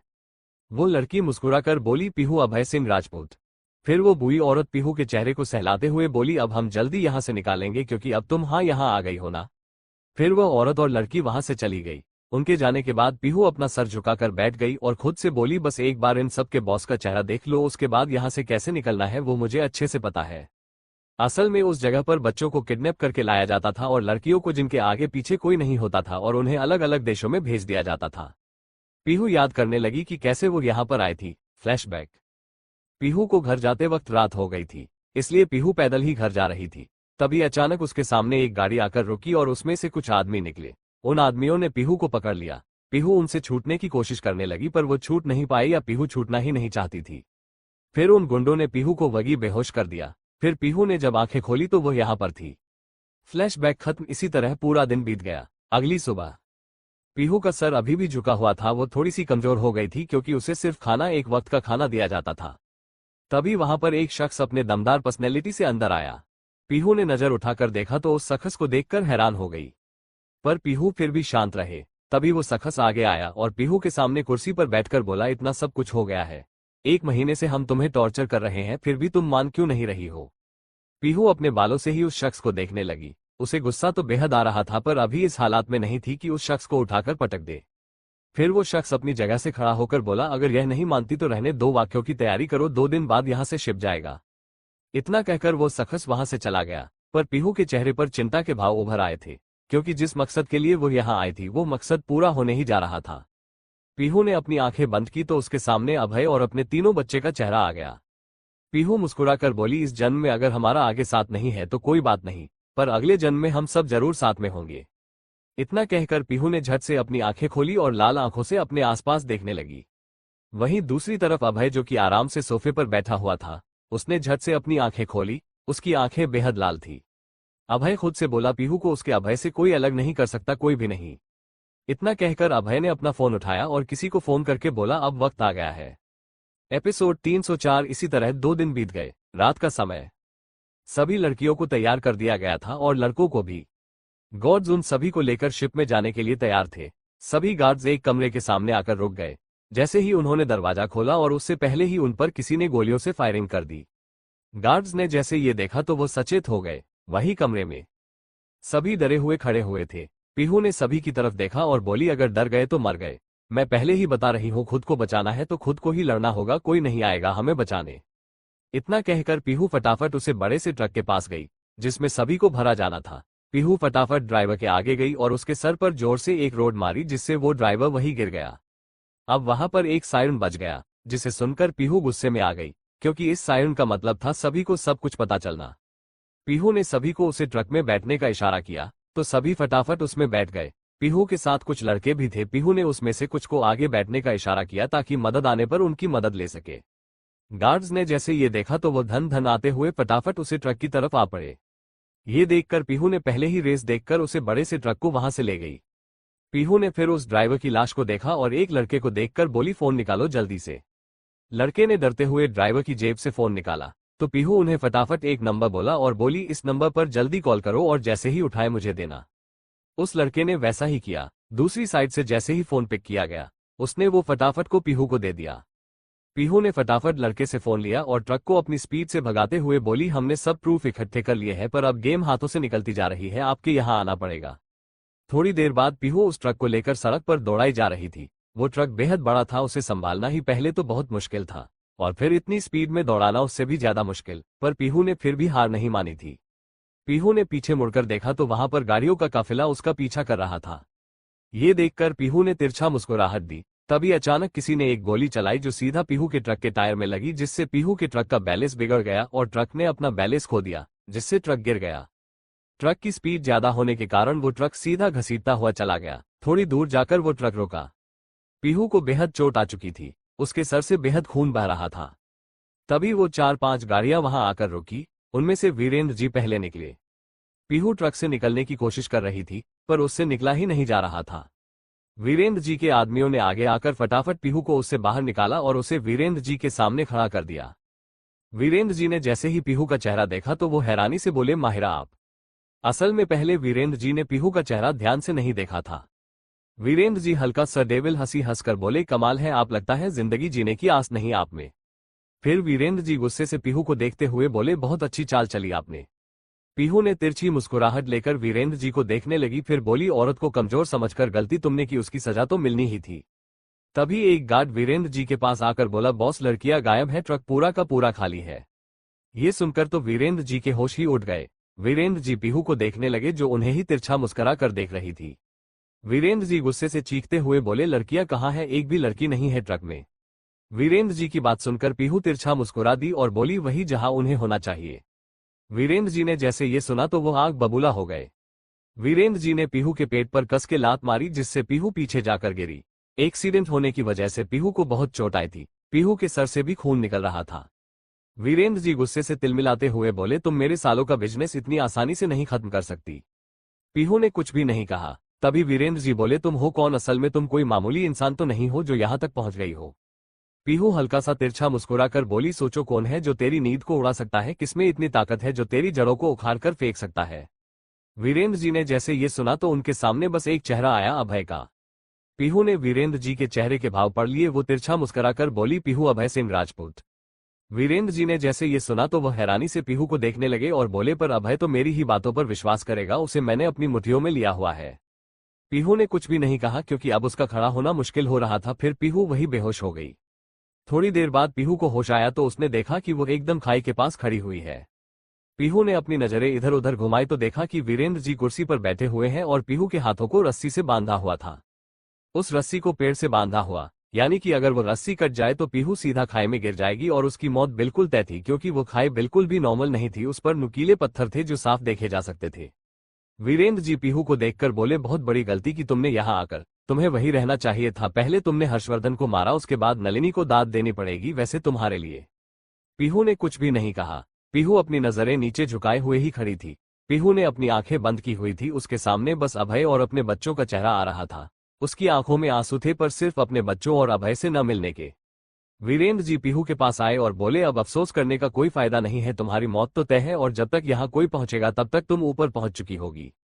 पीहू ने कुछ भी नहीं कहा। वो उसी तरह खड़ी रही और मुस्कुरा कर बोली, हर किसी के पाप का घड़ा भरता है वीरेंद्र, और तुम्हारे भी पापों का घड़ा भर चुका है। हर किसी को ये खबर हो चुकी है कि तुम असल में हो कौन, तुम्हारे हर एक काले कर्मों का चिट्ठा भिजवा दिया है मैंने, एक बार न्यूज खोलकर तो देखो। वीरेंद्र जी ने जैसे ये सुना तो वीरेंद्र जी ने फटाफट अपना फोन ऑन किया तो देखकर हैरान हो गए, क्योंकि उनके सारे कंपनीज को बंद कर दिया गया था, उनके सारे अड्डों पर ताला मारा जा चुका था। वीरेंद्र जी पीहू को देखकर गुस्से से घूरने लगे तो पीहू तिरछा मुस्कुराकर बोली, this is power of women, अब तो मौत भी आए तो कोई गम नहीं, क्योंकि हमने अपना काम पूरा किया है और हाँ, आपकी सजा हमारे हुकुम सा देंगे, जल्दी वह आ जाएंगे। वीरेंद्र जी ने जैसे यहां सुना तो वो गुस्से से पीहू को घूरने लगे। वीरेंद्र जी अब गुस्से से रस्सी के पास गए और एक ही वार से उस रस्सी को काट दिया, जिससे पीहू की एक चीख निकल गई। एपिसोड 305। एक साल बाद राजस्थान में राजपूत महल। अब सब कुछ बेहद बदल चुका था, सभी अपनी अपनी जिंदगी में व्यस्त हो चुके थे, पर आज राजपूत महल में जश्न का माहौल था। राजपूत महल को बेहद खूबसूरती से सजाया जा रहा था, सभी हाल में बैठे हुए थे। तभी बाहर से राज मुस्कुराते हुए अंदर आते हुए बोला, अरे हमारे बर्थडे बॉयज कहाँ पर है भाई, उनके लिए तो हम इतनी दूर से यहाँ पर आए हैं। साक्षी जिसके हाथ में क्यूट सी लिटिल गर्ल थी, उसे लेकर आती हुई बोली, और नहीं तो क्या। तभी मीनाक्षी जो वही हाल में बैठी हुई थी वो मुस्कुराते हुए बोली, अरे आपको तो पता है उनके पापा कैसे हैं, आपको क्या लगता है वो इतनी जल्दी उन्हें नीचे आने देंगे। तभी वरुण जो पास में ही बैठा हुआ था वो बोला, बर्थडे बॉय की मम्मी भी कम जिद्दी नहीं थी, महा जिद्दी थी, वो भी अपनी ही जिद मनवा कर ही रहती थी। तभी बुआ जी सीढ़ियों से उतरती हुई बोली, अरे हमारी बहू के बारे में ये सब कौन बोल रहा है, उसके बारे में तो कुछ मत बोलो, बहुत अच्छी है हमारी बहू। सभी बुआ जी की बात सुनकर मुस्कुरा दिए। तभी अनु और अभिनव सीढ़ियों से उतरते हुए नीचे आए, उनके हाथों में भी एक क्यूट सा लिटिल बॉय था। अभिनव बेबी को लेकर आया और उसे सोफे पर बैठकर बोला, अरे भाई हमारी भाभी माँ के बारे में कोई ऐसी बात नहीं करेगा, और परी को देखा है वो तो उनकी ही पूरी कॉपी लगती है। तभी परी सीढ़ियों से नीचे उतरती हुई आई और बोली, यस चाचू मैं बिल्कुल अपनी मम्मा जैसे बनूंगी। तभी राजीव जो वहीं बैठा हुआ था वो मुस्कुरा कर बोला, भाई तुम अपनी मम्मी की तरह मत बनना वरना तुम्हें भी कोई लेने आ जाएगा, अभय जैसा जुनून से भरा हुआ पूरा पागल। तभी सीढ़ियों से नीचे उतरते हुए एक शख्स अपनी रौबदार आवाज में बोला, राजीव हम सब सुन रहे हैं, भूलिए मत, हम अभी भी वही हुकुम सा है जिससे पूरा राजस्थान सिर्फ नाम से ही कांपता है। अभय सीढ़ियों से उतरते हुए नीचे आ रहा था, उसकी पर्सनैलिटी में अभी भी कोई कमी नहीं आई थी, बल्कि अभी भी पहले की तरह था, बल्कि और भी हैंडसम हो चुका था। अभय के साथ उसके दोनों बच्चे भी आ रहे थे, शौर्य और वीर, वो बिल्कुल अभय की कॉपी लग रहे थे, वीर में थोड़ी थोड़ी झलक पीहू की थी। तभी राज ऋषभ के पास गया और बोला, एक अभय तो संभलता नहीं था हमसे, ये दो अभय कौन संभालेगा। तभी ऋषिका राज के कान पकड़ते हुए बोली, तुम मेरे भाई के बारे में बोल भी कैसे सकते हो, जैसे हमारे भाई की लाइफ में पीहू आई थी वैसे ही इन दोनों के लाइफ में भी इनकी वाइफ आएंगी। तभी दरवाजे से दीक्षित और सुमन अंदर आए, दीक्षित और सुमन ने भी शादी कर ली थी, दोनों बेहद खुश थे। तभी साक्षी बोली, अरे यह नैना अभी तक नहीं आई, कितना टाइम लगाती है ये लड़की भी। तभी दरवाजे से नैना एंटर होती हुई बोली, किसी ने मुझे याद किया। इतना कहकर नैना भागते हुए अंदर आई और साक्षी के गले लग गई। फिर नैना सभी से मिलने लगी, फिर नैना अभी के सामने जाकर खड़ी हो गई तो अभय नैना को घूरने लगा। फिर नैना मुस्कुराकर बोली, कैसे हैं आप जीजू। फिर तभी नैना शौर्य और वीर की तरफ झुककर बोली, और कैसे हो छोटे अभय। ये सुनकर अभय की आंखें छोटी हो गई। तभी राहुल पीछे से आता हुआ बोला, नैना मैं भी तुम्हारे साथ ही आया था, पर तुम तो ऐसे भागी जैसे तुम मुझे जानती ही नहीं हो। राहुल इतना कहकर सोफे पर पसर गया तो नैना ने उससे बेबी को ले लिया जो अभी छोटा सा था। तभी राज ने राहुल को पानी का गिलास दिया तो राहुल ने मुस्कुराकर वो गिलास ले लिया। राज ने फिर राहुल के कंधे पर हाथ रखा और बोला, मैं तुम्हारी हालत समझ सकता हूँ। ये सुनकर राहुल ने राज को देखा और बोला, हाँ भाई मैंने सही कहा था कि मुझे दो बच्चे संभालने पड़ेंगे, देखो मेरी क्या हालत हो गई है। ये सुनकर राज उसके कंधे पर हाथ रखकर बोला, कोई बात नहीं मेरी भी यही हालत है भाई, आज हम दोनों अपने बच्चों को एक साथ पालते हैं। इतना कहकर राज राहुल के पास सोफे पर बैठ गया। फिर सभी आपस में बातें करने लगे। तभी दीक्षा रसोई से खाने के पकवान लेकर आते हुई बोली, आप सबको भूख लगी होगी, देखिए हमने आप सबके लिए कितना कुछ बनवाया है। रघु भी पीछे से प्लेट लाते हुए बोला, हाँ इसने बहुत मुश्किल से सभी से बनवाया है कहकर। दीक्षा रघु की बात सुनकर मुंह बनाकर उसे देखने लगी तो रघु बोला, मैंने तुमसे कहा था कि पीहू कुकिंग क्लास ले लो, वो कितना अच्छा खाना बनाती थी। अब सभी आपस में बातें करने लगे। तभी सीढ़ियों से चलती हुई एक प्यारी सी औरत नीचे आने लगी। इस वक्त वो बहुत खूबसूरत लग रही थी, उसने पूरा राजस्थान लिबास पहना हुआ था, होठों पर एक प्यारी सी मुस्कुराहट थी जो किसी को भी घायल कर दे। राज उसे देखकर अपने दिल पर हाथ रखकर बोला, हाय पीहू आज क्या करने का इरादा है। सभी की नजर उस तरफ चली गई, सभी उस तरफ देखने लगे। तभी सभी को वहां पर माहौल थोड़ा गर्म होता नजर आया। सभी ने उस तरफ देखा तो पाया अभय राज को ही गुस्से से घूर रहा था। तभी पीहू मुस्कुराते हुए अभय के पास आई और उसका हाथ थामकर बोली, राज आप अपनी वाली पर ध्यान दे, वरना मेरे अभय आपको छोड़ेंगे नहीं। क्यों हुकुम सा। फिर अभय पीहू को देखकर बोला, बड़ी चालाक है आप, हाथ हमारा थामा है और बचा अपने दोस्त को रही है क्यों हुकुमरानी सा। अभय की बात सुनकर पीहू मुस्करा दी। तभी अभय पीहू के कान के पास आकर धीमे से मदहोशी से बोला, कोई नहीं, आप हमें अकेले में मिले, आपने हमें कमरे से बाहर निकाला। अभय की बात सुनकर पीहू अभय को घूर कर देखने लगी। पीहू फिर धीरे से मगर हल्के से गुस्से से बोली, क्यों मिले हम आपसे, अगर हम आपको कमरे से नहीं भेजते तो आप हमें तैयार ही नहीं होने देते। ये सुनकर अभय पीहू को घूरने लगा तो पीहू अभय के कान के पास आकर बोली, हुकुम सा सामने देखिए। तभी शौर्य और वीर पीहू के पास आए तो पीहू उन्हें लेकर सोफे पर बैठ गई और बोली, आपको दोनों को क्या हुआ, आप सैड क्यों हो। ये सुनकर शौर्य और वीर ने अभि को देखा तो अभय उन्हें अपनी आंखें छोटी करके देखने लगा। पीहू ने भी अभि की ये हरकत देख ली थी। पीहू ने फिर गहरी सांस ली और बोली, कुछ किया क्या आपके पापा ने। शौर्य ने पीहू को देखा और बोला, मम्मी पापा में पता क्या कह रहे थे, वो कह रहे थे कि हम आपसे दूर, अब हम बिग बॉय हैं। तभी वीर मुंह बनाकर बोला, और यह कह रहे थे कि हम आपको किस नहीं कर सकते हैं क्योंकि वो सिर्फ पापा कर सकते हैं। पीहू ने उन दोनों की बात सुनकर अभय को घूरा। सभी ये सुनकर मुस्कुराने लगे। फिर पीहू ने शौर्य और वीर के गाल पर किस किया और बोली, मैं आपकी मम्मी हूं न, तो आप मुझसे कुछ नहीं छुपाओगे और आप मुझे किस कर सकते हो। तभी पीहू की नजर परी पर गई तो पीहू मुस्कुराकर बोली, परी जल्दी आओ, आपकी किस भी पेंडिंग है। ये सुनकर परी मुस्कुराते हुए पीहू के पास आई और पीहू के गाल पर किस की तो पीहू बोली, तुम तीनों मेरे बच्चे हो, समझे, अपने पापा की बातों में मत आया करो, ये तो है ही ऐसे। पीहू की बात सुनकर अभय ने मुंह बना लिया, फिर उठकर वहां से चला गया। पीहू ने ये देखकर अपना सर हिला दिया। तभी राज पकोड़े खाता हुआ बोला, पीहू वैसे तुम्हारा पति बेहद सनकी है। राज की बात सुनकर पीहू ने घूरकर राज को देखा, फिर बोली, मेरा पति जैसा है वह मेरा है, तुम अपनी वाली पर ध्यान दो वरना तुम्हारा कचमुड़ निकाल देगी। ये सुनकर तो राज का मुंह बन गया। ऋषभ ने पीहू को देखा, बोला, वैसे कितनी अजीब बात है ना पीहू, कहाँ तुम उस अभय से भागती थी और आज उसका ही पक्ष ले रही हो। पीहू मुस्कुराकर बोली, भाई आपको क्या लगता है कि उसे हादसे में बच पाती, बिल्कुल नहीं, यह अभय की मोहब्बत ही थी जो मैं अब आप सबके साथ यहाँ बैठे हुई है। तभी पीहू की नजर अचानक ऊपर चली गई जहां अभय रेलिंग से टिक कर पीहू को ही देख रहा था। ये देखकर पीहू मुस्कुरा दी। एपिसोड 306 राज की बात सुनकर पीहू ने घूरकर राज को देखा, फिर बोली, मेरा पति जैसा है वो मेरा है, तुम अपनी वाली पर ध्यान दो वरना तुम्हारा कचमुड़ निकाल देगी। ये सुनकर तो राज का मुंह बन गया। ऋषभ ने पीहू को देखा, बोला, वैसे कितनी अजीब बात है ना पीहू, कहाँ तुम उस अभय से भागती थी और आज उसका ही पक्ष ले रही हो। पीहू मुस्कुराकर बोली, भाई आपको क्या लगता है कि उसे हादसे में बच पाती, बिल्कुल नहीं, यह अभय की मोहब्बत ही थी जो मैं अब आप सबके साथ यहाँ बैठे हुई है। तभी पीहू की नजर अचानक ऊपर चली गई जहां अभय रेलिंग से टिक कर पीहू को ही देख रहा था। ये देखकर पीहू मुस्कुरा दी। अब आगे थोड़ी देर बाद पीहू सीढ़ियों से चढ़कर एक कमरे की तरफ जा ही रही थी, तभी किसी ने उसे एक कमरे में खींच लिया।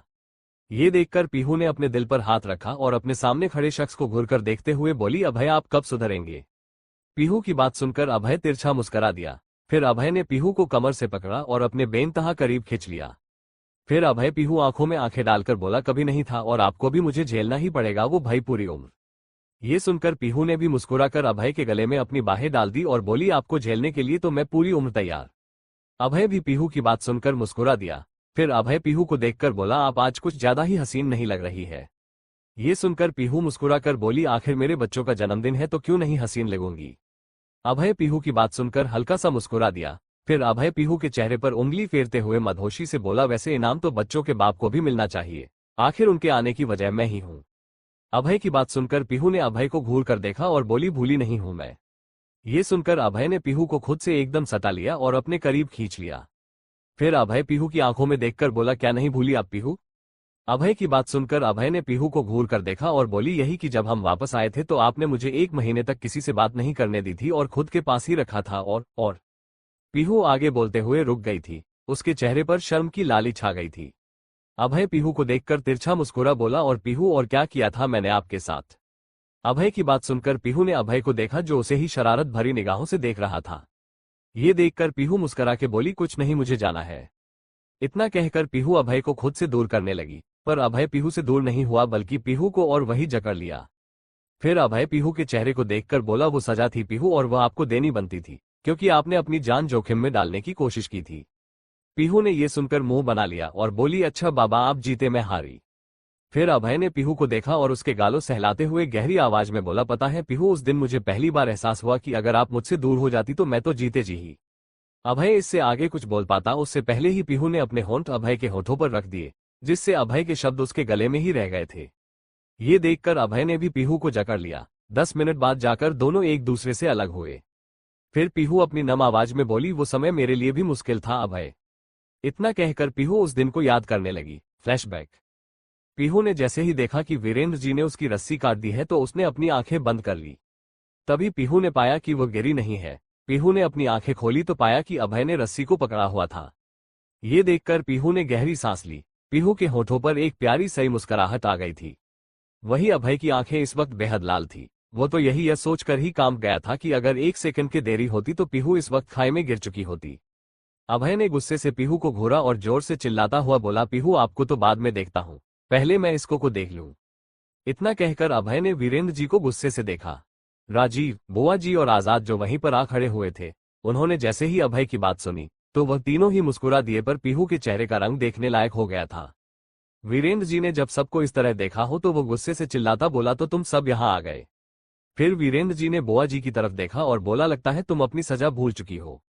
तभी बुआ जी गुस्से से चिल्लाते हुए बोली, कुछ नहीं भूली हूं मैं वीरेंद्र, कुछ भी नहीं। तुम्हारी वजह से मैंने अपने बच्चों को खोया है, तो इतनी आसानी से तो मैं कुछ भी नहीं भूलूंगी। ये सुनकर वीरेंद्र शैतानी मुस्कुरान लेकर बोला, हमारे बच्चे को मैंने नहीं, इस पीहू और अभय ने मारा था। ये सुनकर बुआ जी ने गुस्से से वीरेंद्र को देखा और गुस्से से बोली, नहीं, उसकी मौत की वजह आप है। आपकी वजह से वो गलत रास्ते पर चल पड़ा था, वरना मेरा हर्ष सबसे अच्छा था। पर आपकी संगत की वजह से उसे इतनी भयानक मौत मिली, तो आपको कैसे मैं जिंदा छोड़ देती। ये सुनकर पीहू हैरान हो गई कि हर्षवर्धन बुआ जी का बेटा था। तभी पीहू ने पाया कि वो ऊपर खींची जा चुकी है। फिर पीहू को बुआ जी ने संभाला और बोली, तुम यहां बैठे पीहू। अब वहां पर लड़ाई छिड़ चुकी थी। वीरेंद्र जी के गार्ड अभय के गार्ड से आपस में लड़ रहे थे।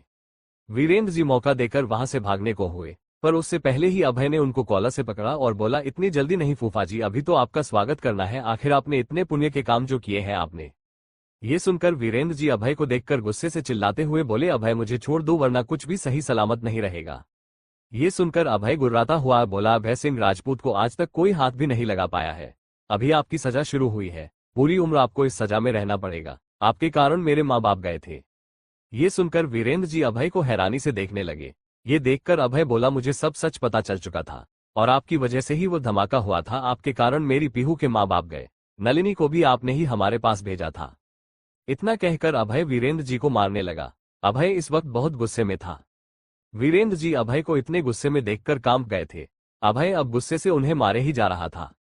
उसके सामने उसके माँ बाप का जिंदा जलना, पीहू के माँ बाप का मरना और अभय का पीहू को छोड़कर जाना, सब कुछ एक रील की तरह घूम रहा था। तभी अचानक वीरेंद्र जी खड़े हो गए। उनके हाथों में गन आकर लगी थी। वीरेंद्र गन को अभय की तरह पॉइंट करके बोला, अभय वहीं रुक जाओ, वरना मैं पीहू पर गोली चला दूंगा। इतना कहकर वीरेंद्र जी ने अपने बंदूक पीहू की तरफ घुमा दी। सभी ये देखकर अपनी जगह पर रुक गए। वीरेंद्र जी के गार्ड्स ने अभय, राजीव और आजाद को पकड़ लिया था। पीहू तो चुपचाप ऐसे ही बैठी हुई थी, क्योंकि उसमें इतनी ताकत नहीं थी कि वो खड़ी होकर खुद को बचा सके। वीरेंद्र जी पीहू को देखकर गुस्से से बोले, मुझे आज तक कोई छू भी नहीं पाया, कोई पहुंच ही नहीं पाया, पर तुम्हारे कारण, सिर्फ 2 कौड़ी की लड़की के कारण मुझे ये सब देखना पड़ रहा है। ये सुनकर पीहू ने गुस्से से वीरेंद्र जी को देखा और बोली, आई तो मैं इस मिशन पर 2 वजह से थी, एक मेरे देश और दूसरा अपनों के कारण, पर मुझे कहाँ पता था कि गद्दार तो अपना ही है। अगर तुम मुझे मार भी दोगे तो भी मेरा अभय तुम्हें छोड़ेगा नहीं। वो तुम्हें इतनी भयानक सजा देगा कि तुम मौत की भीख मांगोगे, तब भी वो तुम्हें मौत को तुम्हें छूने नहीं देगा। इतना कहकर पीहू तिरछा मुस्कुरा दी तो वीरेंद्र जी गुस्से से बोले, तेरी मौत तेरे सामने खड़ी है और तुझे डर नहीं लग रहा है। ये सुनकर पीहू तिरछा मुस्कुराकर बोली, मुझे जिसे देखना था मैंने उसे देख लिया, आंखों को सुकून मिल गया है और किसी की जरूरत नहीं है मुझे। इतना कहकर पीहू ने एक नजर अभय को देखा जो उसे ही गुस्से से घूर रहा था। तभी पीहू ने मुस्कुराकर अभय को देखा और छीलकर बोली, आई लव यू हुकुम सा। तभी वहां गोली चलने की आवाज आई। पीहू ने अपनी आंखें बंद कर ली थी। सभी की चीख निकल पड़ी थी। अभय जोर से चीखा, पीहू। एपिसोड 307। वीरेंद्र जी गुस्से से बोले, तेरी मौत तेरे सामने खड़ी है और तुझे डर नहीं लग रहा है। ये सुनकर पीहू तिरछा मुस्कुराकर बोली, मुझे जिसे देखना था मैंने उसे देख लिया, आंखों को सुकून मिल गया है और किसी की जरूरत नहीं है मुझे। इतना कहकर पीहू ने एक नजर अभय को देखा जो उसे ही गुस्से से घूर रहा था। तभी पीहू ने मुस्कुराकर अभय को देखा और छीलकर बोली, आई लव यू हुकुम सा। तभी वहां गोली चलने की आवाज आई। पीहू ने अपनी आंखें बंद कर ली थी। सभी की चीख निकल पड़ी थी। अभय जोर से चीखा, पीहू अब आगे। तभी सभी ने उस तरफ देखा तो सब हैरान हो गए, क्योंकि गोली वीरेंद्र जी को लगी थी, वह भी उनकी उसे बाजू पर जिस पर उसने बंदूक पकड़ी हुई थी। सभी ने जैसे ही ये देखा तो सभी हैरान होकर उस तरफ देखने लगे जिस तरफ से गोली चली थी, तो पाया वहां बुआ जी गुस्से से खड़ी थी। वीरेंद्र जी बुआ जी को देखकर गुस्से से बोले, तेरी इतनी हिम्मत। बुआ जी रोते हुए वहीं नीचे बैठ गई और रोते हुए बोली, आपकी वजह से वीरेंद्र सब कुछ तबाह हो गया, सब कुछ। आपने मेरे हंसते खेलते परिवार को बर्बाद कर दिया, तो अब मैं और किसी को बर्बाद होने कैसे दे सकती थी। वीरेंद्र जी वहीं गिर पड़े। वो जैसे ही दूसरे हाथ से बंदूक उठाकर चलाने को हुए, उससे पहले ही अभय ने उनको लात मार दी, जिससे वह पीछे जाकर गिर गए और वहां पर अभय के और भी गार्ड आ गए थे, जिन्होंने वहां का मोर्चा संभाल लिया था। तभी अभय ने बुआ जी को उठाया और बोला, बुआ जी आप हिम्मत रखें। बुआ जी अभय की ओर देखकर मुस्कुरा कर बोली, तुम्हारी वाइफ सच में बहुत बहादुर है। फिर तभी वहां एक बूढ़ी औरत आई, जिसे देखकर बुआ जी उनके पास गई, उनका हाथ पकड़कर बोली, मुझे माफ कर दो, मेरी वजह से तुम्हें भी यहां आना पड़ा। बूढ़ी औरत वही थी जो पीहू से वहां मिली थी। ये सुनकर वो बूढ़ी औरत हल्का सा मुस्कुराकर बोली, आपकी वजह से कुछ नहीं हुआ है, ये सब उसकी नियति थी। मुझे तो खुशी हो रही है कि अब मैं अपने परिवार के पास वापस जा सकती हूँ। असल में ये बूढ़ी औरत कोई और नहीं, राजपुरोहित जी की बहन थी। तभी सभी की नजर पीहू पर गई, जो बेहोश हो चुकी थी, शायद अब उसमें ताकत नहीं थी। फिर सभी पीहू को लेकर अस्पताल चले गए और थोड़े दिन बाद ही पीहू ठीक हो चुकी थी। अभय और बाकी सब इंडिया आ चुके थे। फ्लैशबैक खत्म। पीहू ने मुस्कुराते हुए अभय की आंखों में देखा और बोली, इस पीहू को उसके अभय से कोई दूर कर सके, इतना किसी में दम नहीं है। पीहू की बात सुनकर अभय मुस्कुरा दिया। फिर अभय पीहू की आंखों में देखकर तिरछा मुस्कुराकर बोला, अगर आपको कभी दूर होने का ख्याल आए तो उस 1 महीने की सजा को अच्छे से याद कर लीजिएगा। अभय की बात सुनकर पीहू घूरकर अभय को देखने लगी। फिर पीहू अभय की बाहों में झटपटाते हुए बोली, अच्छा छोड़े, सब इंतजार कर रहे होंगे, हमें चलना चाहिए। ये सुनकर अभय पीहू की कमर को हसीन तरीके से मसलते हुए बोला, अरे ऐसे कैसे हुकूम रानी सा, अब उन दिनों को याद किया है तो थोड़ा सा रोमांस बनता है। इतना कहकर अभय ने पीहू के होठों पर अपने होंठ रख दिए और बेहद जुनून से पीहू को किस करने लगा। अभय के इस तरह अचानक करने से पीहू पहले तो हैरान हो गई, फिर पीहू खुद भी अभय का साथ देने लगी। 20 मिनट बाद जाकर अभय ने पीहू को छोड़ा। दोनों ही एक दूसरे के करीब खड़े थे। अभय तिरछा मुस्कुराकर बोला, वैसे आपकी परफॉर्मेंस अच्छी हो रही है अब। अभय की बात सुनकर पीहू ने अभय को घूरा, फिर अभय के सीने पर हल्के से मुक्का मारा, बोली, आप नहीं सुधरने वाले। ये सुनकर अभय ने पीहू को अपनी बाहों में भरा और मुस्कुराते हुए बोला, इस जन्म में तो बिल्कुल नहीं। ये सुनकर पीहू मुस्कुरा दी। शाम का समय सभी हॉल में इकट्ठा हुए थे। तभी पीहू को राजपुरोहित जी आते हुए देखा तो पीहू ने मुस्कुराकर उनका स्वागत किया। राजपुरोहित जी पीहू को देखकर बोले, आप बहुत बहादुर थी, इसलिए हमने आपसे कहा था कि अभी बहुत कुछ देखना बाकी है। ये सुनकर पीहू मुस्कुराकर बोली, शायद नियति यही थी। फिर पीहू ने राजपुरोहित के पास ही खड़ी हुई औरत को देखा और मुस्कुराकर बोली, आप कैसी है काकी। वो बूढ़ी औरत मुस्कुराकर बोली, अब बिल्कुल ठीक हूँ, अब मैं अपने भाई के पास हूँ और मुझे और क्या चाहिए। तभी बुआ जी वहां आए और बोली, कितने खुश थे हम सब, पर सिर्फ एक शख्स की वजह से हम सब की जिंदगी तबाह हो चुकी थी और कितने ही बेगुनाहों को अपनी जान गंवानी पड़ी। इतना कहकर बुआ जी उदास हो गई। ये देखकर पीहू बुआ जी को देखकर बोली, पर बुआ जी मुझे ये समझ नहीं आया कि वो काकी को क्यों लेकर गए थे अपने साथ। बुआ जी ने पीहू को देखा और बोली, क्योंकि इन्हें वीरेंद्र की सच्चाई पता लग चुकी थी और यह हमें बताने आ रही थी, पर उससे पहले ही उन्होंने इनको कैद कर लिया और पूरी उम्र वहीं पर रखा। ये सुनकर पीहू ने अपनी आंखों को बंद कर लिया। फिर पीहू ने आंखें खोली और मुस्कुरा कर बोली, कोई बात नहीं, अब जो हो गया सो हो गया, अब तो हम खुशी मना सकते हैं ना। ये सुनकर बुआ जी और काकी ने हाँ में गर्दन हिलाई। फिर पीहू राजपुरोहित जी की तरफ मुड़कर बोली, अब तो कोई मुश्किल नहीं है मेरी जिंदगी में पुरोहित जी। राजपुरोहित जी पीहू की बात सुनकर मुस्कुराकर बोले, मुश्किल तो सभी की जिंदगी में आती है हुकुम रानी सा, और अब वैसे चाहे जो भी मुश्किल आए आप उनका डटकर सामना कर सकती है, इतना विश्वास है हम सबको अब। फिर तभी दीक्षा बोली, पीहू आ जाओ, केक कट करना है। फिर सभी केक कट करने चले गए। सभी ने फिर मुस्कुराते हुए केक कट किया। थोड़ी देर बाद सभी कपल्स आपस में बैठकर बातें कर रहे थे और सभी बच्चे आपस में खेल रहे थे। राज, साक्षी, नैना, राहुल, दिव्या, रघु, सुमन, दीक्षित, ऋषभ, ऋषिका, राजीव, ऋतु, आदित्य, टीना सभी आपस में बैठकर बातें कर रहे थे। वहां कोई नहीं था तो वो थे पीहू और अभय। पीहू और अभय इस वक्त अपने कमरे में थे। वो बालकनी में बैठे हुए थे। पीहू ने अपना सिर अभय के कंधे पर रखा हुआ था और अपना हाथ अभय के हाथों में दिया हुआ था। पीहू चांद को एकटक देखते हुए बोली, कितने अजीब हालातों में हमारी मुलाकात हुई थी, उस वक्त मैंने सोचा था कि आपका मुंह तक नहीं देखूंगी। अभय ने भी पीहू का हाथ कसकर थामा हुआ था। पीहू की बात सुनकर अभय शरारती तरीके से मुस्कुराकर बोला, पर मैंने तो आपको बहुत कुछ दिखा दिया, हद से ज्यादा। अभय की बात सुनकर पीहू ने अपना सिर उठाया और अभय को घूरकर देखने लगी और चिढ़कर बोली, मैं यहाँ आपसे इतनी प्यार भरी बातें कर रही हूँ और आप है। ये सुनकर अभय मुस्कुरा दिया। फिर अभय ने पीहू को देखा और बोला, हुकुम रानी सा, सोचा नहीं था ये हुकुम सा किसी के आगे झुकेगा, पर आपने अपने आगे झुका दिया। आपने वो सब कर दिया जो ये हुकुम सा बिल्कुल नहीं करना चाहता था। इतना कहकर अभय अपनी जगह से खड़ा हुआ और पीहू के आगे घुटनों के बल बैठकर बोला, सोचा नहीं था ये दिन कभी आएगा, पर सच्ची में आपसे बेइंतहा मोहब्बत है, जुनूनियत है आप मेरी, जिससे जुदा होने के बारे में सोच भी नहीं सकता। अभय की बात सुनकर पीहू मुस्कुरा दी। फिर पीहू ने अभय का हाथ पकड़ा और उसे खड़े करके बोली, हमें भी आपसे बेतहा मोहब्बत है हुकूम सा। इतना कहकर पीहू ने अपना सिर अभय के सीने पर रख लिया और प्यार से बोली, बस अब इसी तरह हमारी यह जिंदगी चलती रहे, हमें और कुछ भी नहीं चाहिए। ये देखकर अभय ने झटके से पीहू को अपनी गोद में उठा दिया और उसकी आंखों में देखकर बोला, हमें तो आपसे बहुत कुछ चाहिए, वो भी बेइंतहा। अभय की बात सुनकर पीहू ने अभय को घूर कर देखा और फिर मुस्कुराते हुए उसके सीने से लग गई। आप सभी का इस कहानी को पढ़ने के लिए तहे दिल से शुक्रिया। जो अंत तक हमारी कहानी में हमारे साथ बने रहे उनका तहे दिल से शुक्रिया। जिन्होंने हमारी कहानी पर कमेंट किया उनका भी तहे दिल से शुक्रिया। जिन्होंने हमारी कहानी को शेयर किया उनका भी तहे दिल से शुक्रिया। The end, thanks for watching.